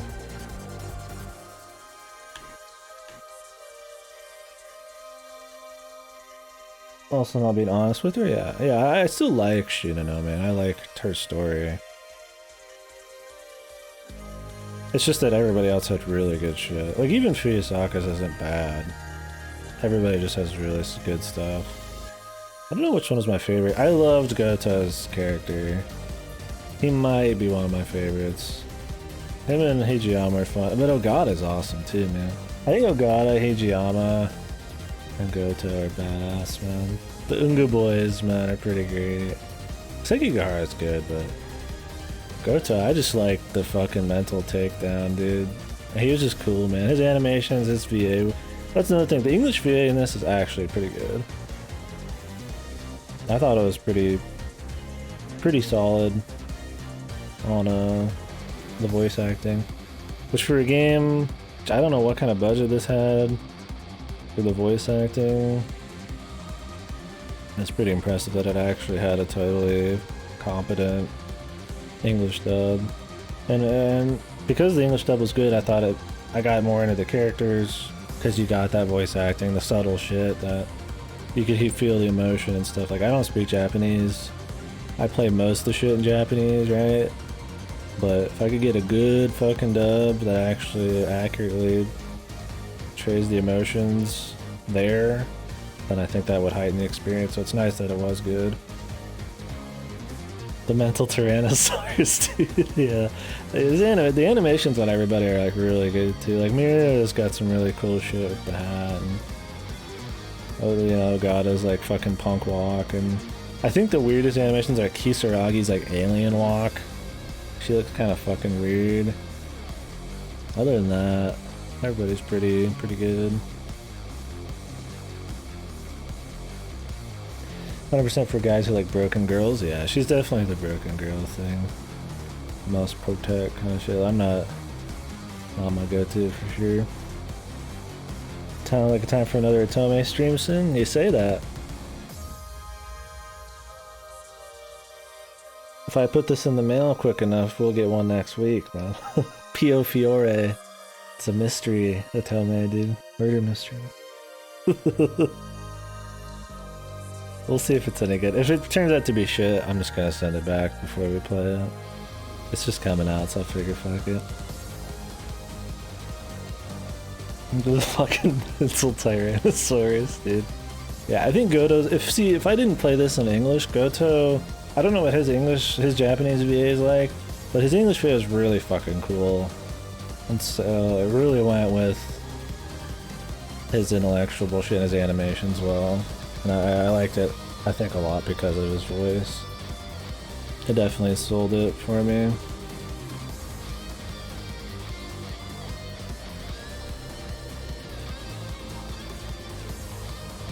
You know, can we just say that the battle music in this game was fucking poppin', man? Holy fucking guacamole, man. I mean, the soundtrack for everything else is pretty good too, but the music for the battles are like really good, man. Like, I've gone through the whole soundtrack about now, and while there's some great shit outside of battles, the battle ones just fucking blow it out of the water, man. So we go through every event. There's a lot of events, man. I think for the most part I get everything. I don't think there's anything in particular I want to recover. I mean, I guess I would cement what I think, you know, more if I went through this, but I don't know if I'm gonna beat the horse right now. Absolutely my favorite track, yeah, Deoxyribos.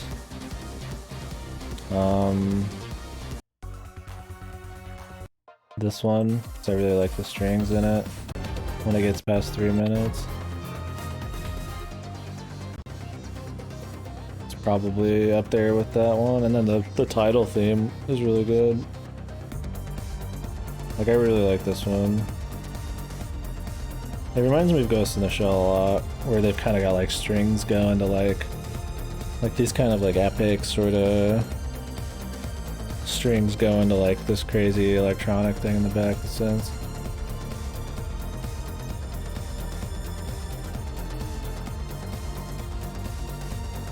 Oh, okay, I was like, he didn't sound like Lelouch.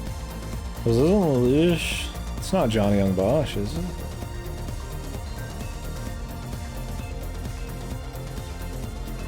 Oh, really? Oh, that's his Japanese, okay. But yeah, excellent English dub for sure. I mean, this is Atlas, right? Persona 5 had a good dub. Like, it had absolutely pretty solid fucking dub, if I remember right. I mean, there's some weird shit, but as far as dubs go, you know, I feel like shit like Danganronpa 2 had a good one, Persona had a good one, this has a good one. There's definitely, and I mean, you know, most Western shit has good stuff, right? Like, good acting. But dubs, right? I mean, dubs have gotten a lot better. There's just not always dubs available.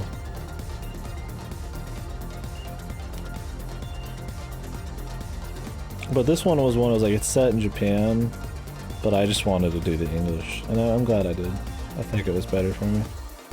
How much good music makes battles better? Oh, for sure, dude.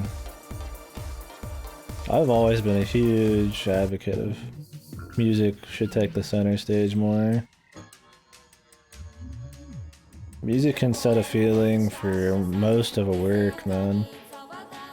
Think shit like Sanctuary and like Kingdom Hearts, right? Like, that shit sets the scene and sets a vibe that lasts through like most of the fucking like series, man, right?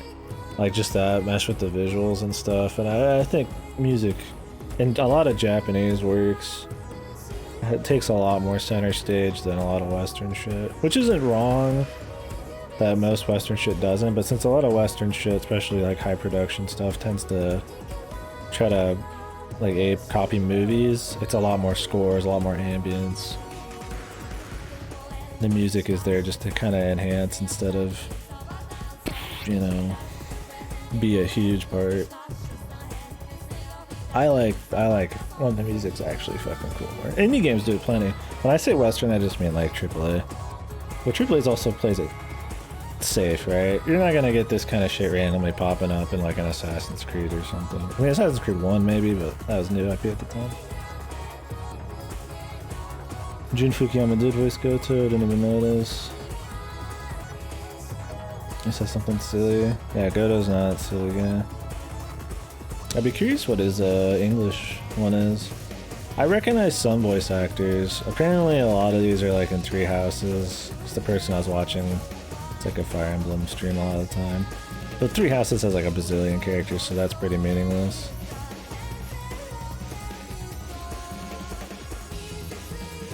Double A or lower to be able to take chances, yeah, then that's That's the thing with a lot of AAA gaming, especially in the Western world, is it's a lot of it's curbing risks and developing towards, you know, biggest markets they can and shit like that. And there's still stuff, I guess, like Death Stranding. I don't think Death Stranding's that great, but you know, that try to mix it up. But that's hanging off of like that's not even Western. So shit. That's still a AAA game made by Japan, but you know, a lot of big budget shit tends to be, if it's not helmed by somebody so famous that they can get past the fucking, you know, group tested fucking, you know, cater to the masses kind of bullshit, then they just won't do it. Yeah, it's gotta be like indie or AA or something. Yeah, exactly. It's the Kojima thing. It's not even because they wanted to like just take a chance for the sake of it. And fuck Death Stranding, dude. This shit is so much better than Death Stranding. This shit has just as ambitious a story with all of the shit it's tying in. Infinitely more complex, but still fucking pulls it off. Death Stranding just a mess of like, just ideas, man. Death Stranding, it's not the worst shit ever. Like, it's really not just completely devoid of anything. Like, walking around, I guess, kind of chill. But story-wise, anything that doesn't have Mads Mikkelsen in it is pretty shit. Not to mention, 90% of the game's story is in the last 5 hours out of a 40-hour game. Yeah, Death Stranding feels, yeah, almost pretentious. It's definitely Kojima getting it, like, sniffing his own farts too hard, man. It just feels...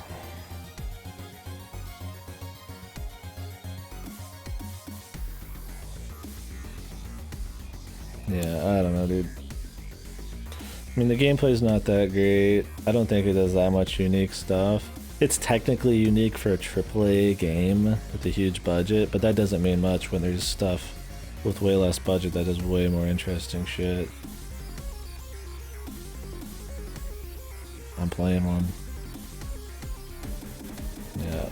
The Mads Mikkelsen shit's cool and it makes you wish that it was just all based off of that, but everything else is just like so full of itself. It just sounds like it's some fucker just trying to act smart all the time. It's like a fucking George Lucas thing. He's just like probably surrounded by yes men, and he just writes whatever the fuck he wants. And as long as it's got a certain like zany atmosphere and aesthetic, you know, his drones will just like eat it up. Apparently, people didn't eat it up though. That game did not get that well received overall. Probably not. I mean, we were laughing. I was fucking laughing. During, like, I was just baffled by the last, like, 5 hours of that game. It's absolutely worth playing if you could play it for cheap, just for the fucking experience of it. But I recommend it out of an ironicness. I recommend it ironically, for sure. And I don't know, most people aren't going to play the game just because of that. Like, I play a lot of shit on here, ironically. I play a lot of shit knowing it's gonna be shit. I'm expecting it to be shit and still getting like enjoyment out of it. Whether it's from discussion because it is shit or just how just stupid it is. Like a ZTD. I love ZTD, but it's total dog shit. Yeah, for sure. I mean, they spent a lot of time in the aesthetics on that game. Like not the aesthetics, I mean, the environment, like the world. There isn't really like a unique look to it. It's just like a very, you know, hilly, mountainy kind of just normal world. Princess Beach, dude. Like Mario and Princess Beach. It's like, fucking come on, dude.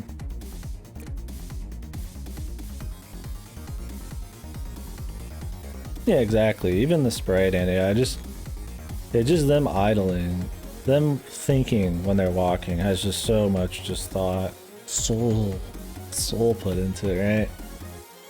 And then you get stuff like fucking Death Stranding where it's just like can falling animations. It's just like really a lot of money going into a lot of stuff that doesn't matter as much. That's why a lot of smaller projects and shit can just do so much more, man.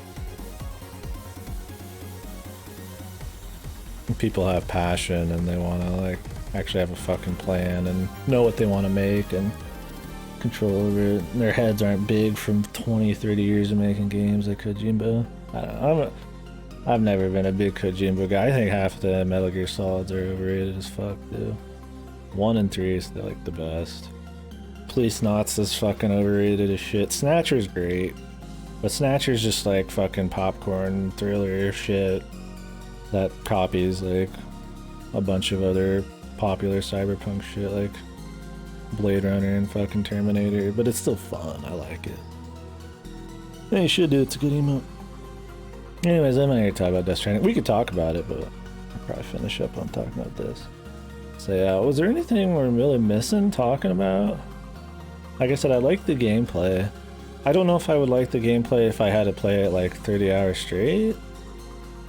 It would need to be more deep, but I think it's quick and nasty.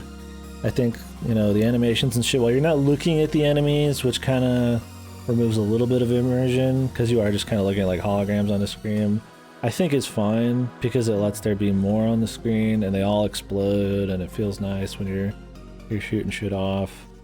I think tactically there's cool stuff going on, but it does kind of sometimes devolve into, at least on normal difficulty, sentry spam. I think the G1s have the most like actual shit going on, but they're just at the end of the day leap and demolish your blade things. I don't think it's a very hard game even on normal. They don't ask much of you. You can pretty much just one shot everything, get S rank, no problems. But I still think the gameplay is fun. I thought it would be an annoying thing I had to do, but I actually, each time I got into it, I would usually just go the full 10 waves.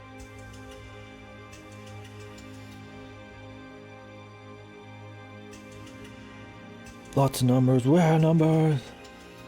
It's cool those last few levels have literally hundreds of enemies on the screen, yeah, which is neat. And I think that's cool for the story too, because it's supposed to be like your last stand kind of thing. It's like lagging and everything. You shoot like the fucking missile rain, right? The missile rain, its effectiveness is iffy, but man, it looks fucking cool, and there's all the fucking anime missiles flying out and shit. It's fun. And if they had this be, you know, if they had the actual models of everything, that'd be fucked. This was originally supposed to be on the Vita, so I imagine that's where a lot of that stems from. Makes me wonder what the hell is vanilla we're gonna do. Missile Rain's great for taking out just mass amounts of dudes who are pretty low health. It cleans up very nice. But yeah, it looks insane. Especially because all the missiles don't fall at once. You can usually do a few people's turns before it finishes. So like, you're just fucking... like, you could have like 3 or 4 up and it's just lagging like crazy. Yeah, there's definitely some moves that are more OP than others. Like, I'm sure some of the defensive stuff, like anti-defense flares, which I used a lot early, that I'm sure those still have a place later on in the game, but for the most part, it felt like there's just better options, right? Like, I did use Guardian Avengers a lot at the end there, just to try to buy myself time without stuff blowing other shit up, but other than that, I mean, it's mostly like, you know, sentries are just better. Yeah, I started using railguns a lot less. A lot less. Railguns were good, especially early, and I still use them a bit in the final missions, but super large missile, especially if you can like, it can redeem itself, and missile rain just are so juicy, dude. I will say that G4s were shit. I think G4s were just not even necessary. They have cool things. I'm sure gravity missiles and interceptors would have helped a little on that last mission, but not over another G2, not over a G3. If anything, I should have just got another G3. G1s were absolutely essential. G2s were really good. The sentries are really good, but I would say at the end of the day, the G3s and the G1s were like the kings.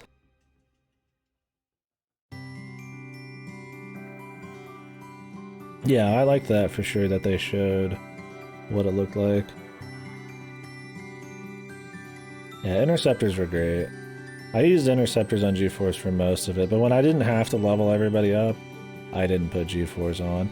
Because at the end of the day, when you look at the final tally on damage and shit, G-Force were always kind of the lowest. And it's nice having stuff like Leg Spike that are for all-arounders, but when I'm going just big dick, super serious mode, G3s are just a better pick, right? If I had not fucked up on that last mission and shot a super missile at the beginning that didn't refund itself with Mira, then we probably would have got like an S.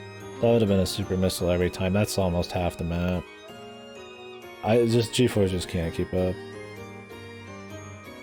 Yeah, higher difficulty levels, the support, the shields and all that, I imagine it's more useful. But on normal, which most people are playing, it's probably not. And I imagine on the new levels, it's going to be a different story too. Yeah, the FMVs were neat. Yeah, overall I liked the gameplay though. It was fun. We got to talk a lot, decide what we were building, you know, the meta chips thing was cool. But like upgrading all your systems, you know, trying to decide whether you wanted to do upgrades on your just your dudes or upgrading, you know, your bigger stuff was a cool choice and stuff. Shields and heals were needed, yeah. I used some heals and shields early. Well, I did shields early and I had to do heals. I didn't have to, but I did do a heal on this mission just to try to get an S rank, but I think it doesn't make a difference. Yeah, so it's cool. I figured at the max difficulty it matters, so. Just on normal, it's a little different. But it's really awesome that they have this. They have a great backlog option. They also have this, which for something that is this ambitious story-wise, has this many plot threads you can play in all these different orders, this many events, this many twists. There's almost a big revelation happening every time you click somebody's story. This is super great to have, that there's just so much stuff going on. Like there's just all this info you can go back through and relook, and you could just double check everything, like, you know, all the adventure shit. It was cool. This was like a gamey thing. You had to like unlock stuff. So it made the battles feel more rewarding, and then that fed into the story because you got to read up on story stuff here.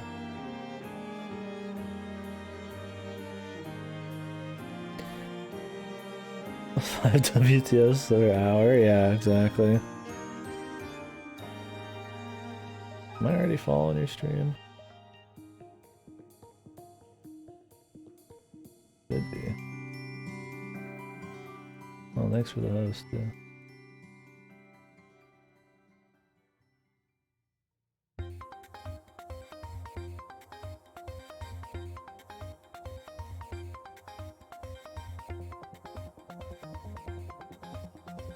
Dum, dum, dum, dum, dum, dum.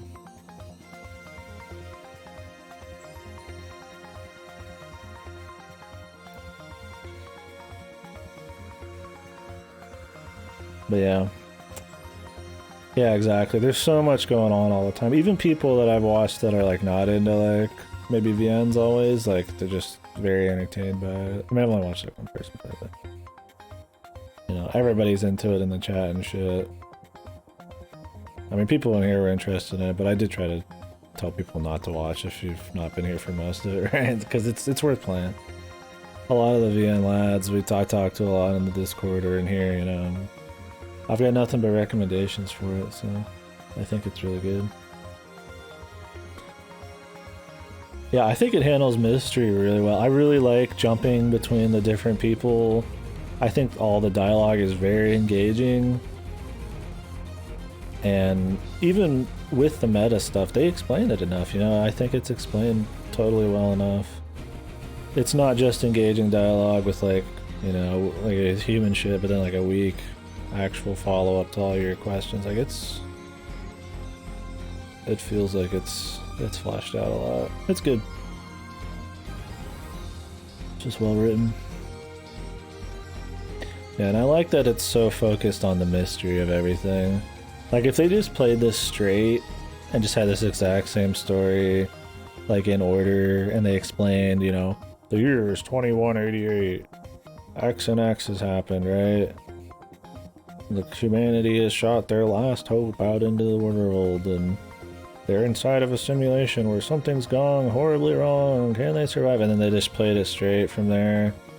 I mean, obviously it wouldn't be as interesting. I mean, maybe it would be still cool, but it's made to be a mystery from go, and I think the format of the story and the small chunks of story where you jump to other people helps keep you engaged. Like, doing one person at a time is still really entertaining, but you can just jump between 13 very different feeling stories, like they're all from a different genre almost, but they all feed into each other, and I think that just helps you stay interested. It can be a little hard, especially if you are jumping around. I did a lot of jumping around. I didn't do as much at the end, but I think it's explained well enough that even though it's kind of hard, there's absolutely plenty of explanation.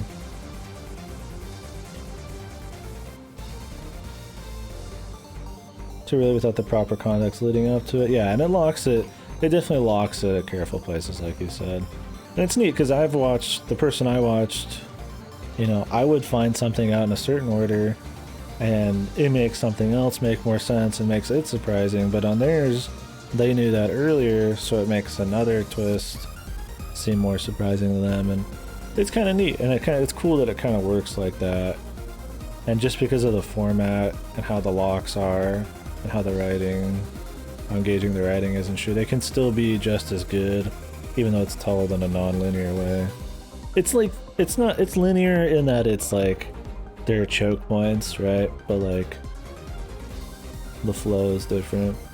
I like the character thing too. Obviously this has been done sort of before, right? I mean, Vanillaware's done it. 428, if you've ever played 428 Shibuya Scramble, you should do it. That's a great VN. It's like this. It's a little more fucking funny, zany. It's told through live pictures, like real pictures and stuff, but it's a great VN. And it's like this though, where you pick different people and they unlock other people and shit, and it tells like a completed story by the end. Sonic Adventure did it. But I think it's a cool format that it'd be cool if people did it more. I mean, you have to have, it's probably harder to do because you have to be very good at weaving all the stories together and having it all make sense, even if it can be played in like a different order. I think it's good because it can let you create totally distinct characters that all kind of can be protagonists. So I guess it's kind of cool for creativity. Or if you just have like a linear story, like maybe you could jump between people, but it'll start feeling weird. Like, you know, you're jumping to somebody else and you are choosing to do that as the reader. So you don't really fault the game. Like, if I just was forced to each character, like in the tutorial for the entire game, it would not feel as cool, even though you could actually do it yourself when you're playing. So I think it's that player choice is kind of, you're more into it because you're choosing to do it and stuff. And that's kind of nice. They do and screw it up and prove me wrong. Yeah, that's the problem. I think trying different ways of storytelling, especially in like a video game, because this is something just a video game could do, right? Like a movie or a show isn't going to do this. Being able to jump to a bunch of things and being able to interact with all of this extra supplementary material. I mean, you could sort of technically do, like, you know, websites and shit, but it's a very uniquely video game thing. Not like Outer Wilds, kind of unique. Like, that's something just video games could do to tell a story, but it's still a video game thing. And it's cool seeing games do stories that are video game almost only. But then you get all these fucking other devs just trying to ape movies, so it's like whatever. Sometimes maybe squeeze when you see the same scene from someone else's perspective. Oh, like with Kurabe and Amaguchi, where he has the imaginary person. Yeah, I played those in a different order than I think some people know. There's a lock you had, you never know. Oh god, that's Groundhog Day loop is based on? Yeah, that was cool to see. Yeah, that's the thing, is there's a lot of details for sure. Like anytime you saw something from another person's perspective, it was important, or you got to expand on what happened more. And there was a lot of times where you're just in a classroom and you'd see them just say something in the background and walk away. But if you thought about it, you knew that event that was happening there and where they were going to go. And it's cool because, you know, let's say you played in the other order, it doesn't seem like much, you're just doing your normal thing in this classroom, but when you come and play it on that opposite person's, it just kind of expands the scene more. You feel that, oh, that's a cool moment. Everything feels more immersive and alive because you're seeing all the stories sort of happening. I mean, a lot of stories like Ogata's happens like before fucking half of these people's story happens. Like Karabe's happens like all at the end, and you know, a lot of these people, they aren't all having their stories at the exact same time, but you still see some of them do it, and some of the events kind of intertwine. It's neat. It's kind of cool piecing together where it is, but the stories aren't so complicated and so just fluff, you know, dialogue heavy that they're unengaging, right? That's one thing that's good, is there's not that much just fluff bullshit, right? Like even in Hijiyama, who is a lot of just like yakisoba joke shit, like it still makes his character out to be what it is.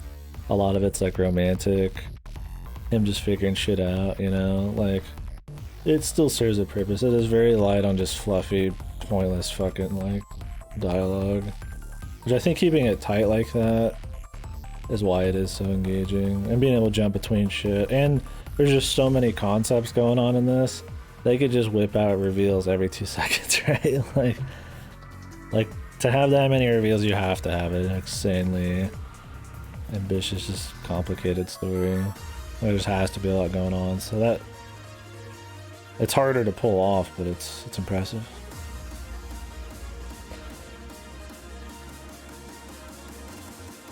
Yeah, exactly. Yeah, which is cool. Anyways, my voice is going a bit. I'm talking non-stop, and for some reason, I think maybe the coffee. So, I'm gonna go ahead and slap this in the mail or whatever. It was great to play it. I appreciate you guys watching. It was a damn good time. Wait, did we get all the trophies? Oh, we're missing one, dude. What is it?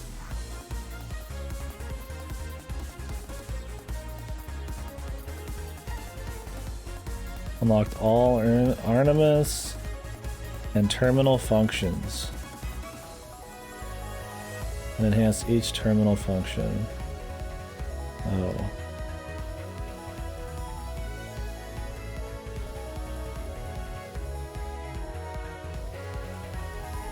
What?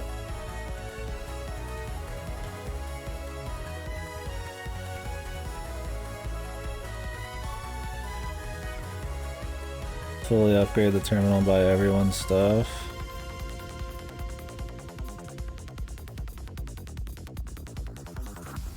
Okay. Let's see if I can do that on the cheap here.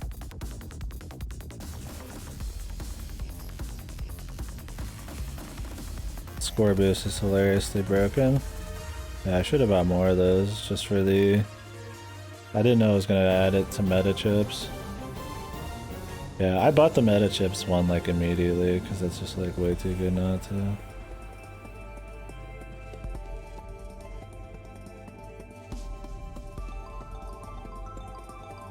Yeah, I was worried because I kind of took a 2-day break on this game, even though I was rewatching a lot of it. At the end wouldn't feel as cool, but I got right back into it. It's just good stuff. I think it was great to be able to talk with you guys and then discuss it a bit. I really am hoping more of the VN lads in here and shit play it, because it's PS4 exclusive. A lot of them don't have the option, I guess, but I'll definitely be recommending it for the future to come. Maybe some of them will watch the VODs, because I didn't know it was gonna be all story, but it ends up being like, yeah, like mostly story. It's honestly pretty much just, yeah, like almost just a VN, right? I mean, it isn't in the traditional sense, but the story content for gameplay, I mean, it is. It's definitely something, you know, I think VN lovers and shit would like. I'd argue it's almost kind of like evolving the formula a little bit, right? But this is like more budget, right? I mean, most VNs aren't going to be able to like have this kind of art, this kind of budget, this kind of stuff going on. Western adventure game.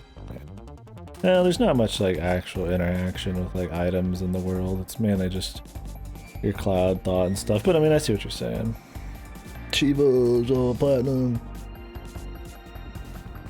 Yeah, exactly. I see that when I was watching, like I said, that other person.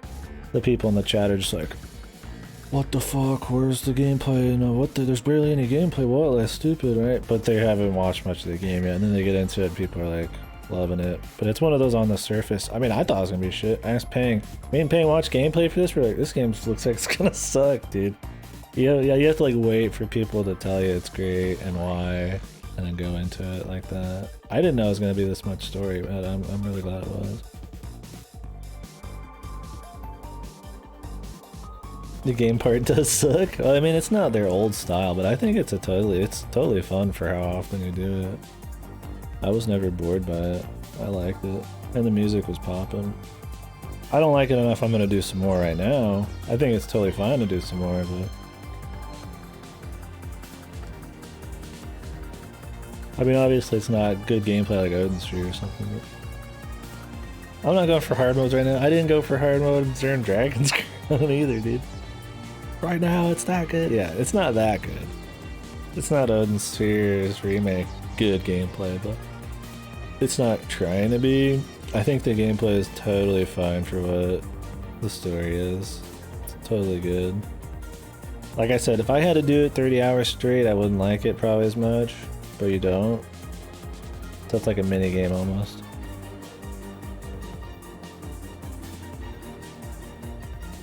I just don't trust some developers on hard modes.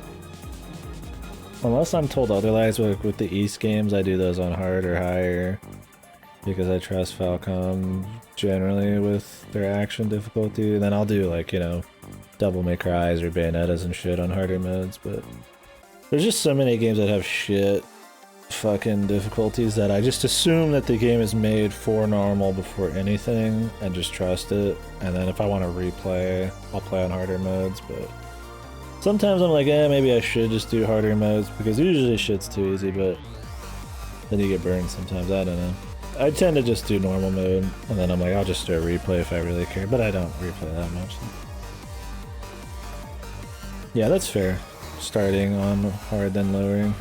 I'm too stubborn to lower though.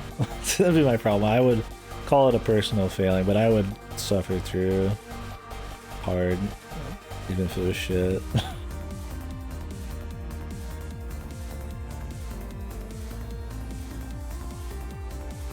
Yeah, I mean, I see what you're saying, man. Yeah, I mean, I think it's totally fun to do either. This game, I think, playing on Insane, I'd have to know the person, right? I'd be like, okay, like, are you interested in this gameplay like at all, right? If you have any interest, I'd probably say play on Insane. Because from what I've seen of Insane, it's not like that crazy even. And normal's like really fucking easy. Like, really easy. I still had a lot of fun because I wanted to see just how fucking hard we could destroy it. Could I get S every time? Could we get like 0% on everything? But that's just me wanting to see that. You could argue that just putting it on Insane's probably better.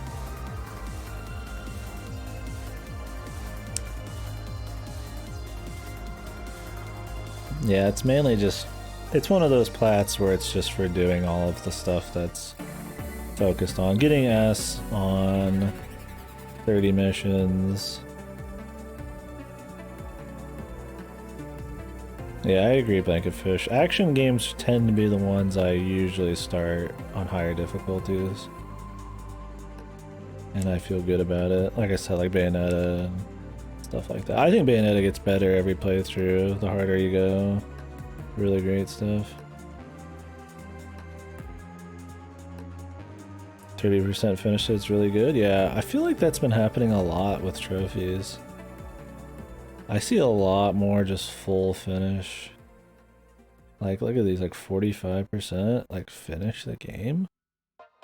Like, what? Maybe they're getting rid of certain info on PSN now. Like 42% of people finish Yakuza 6. It used to be a lot worse. I feel like maybe they've changed how the trophies are calculated.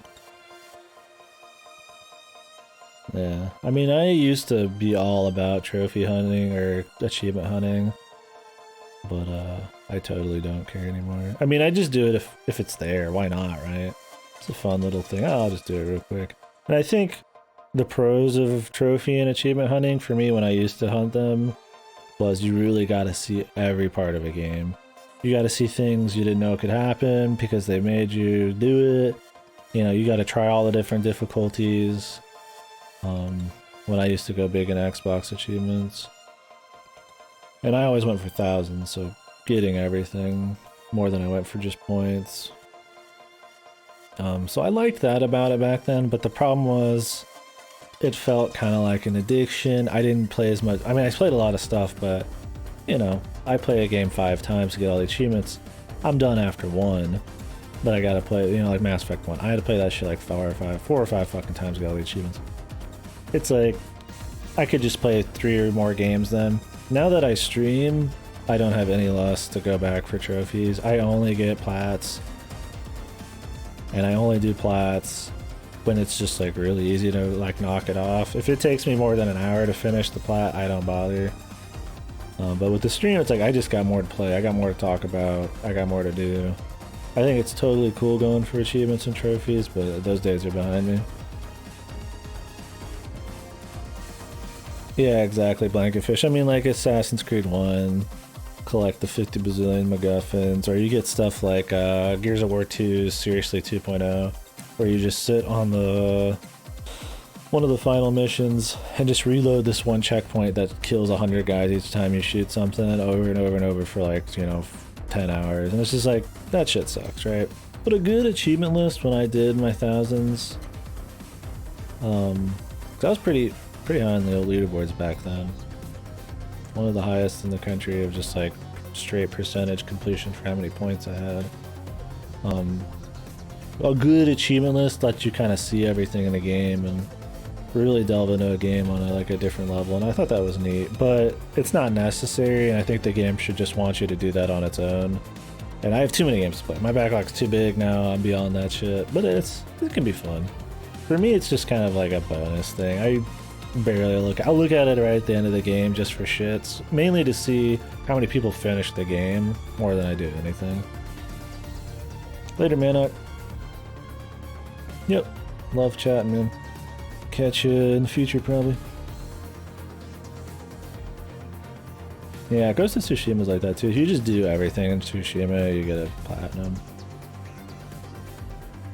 Tsushima, it was a good game, but like,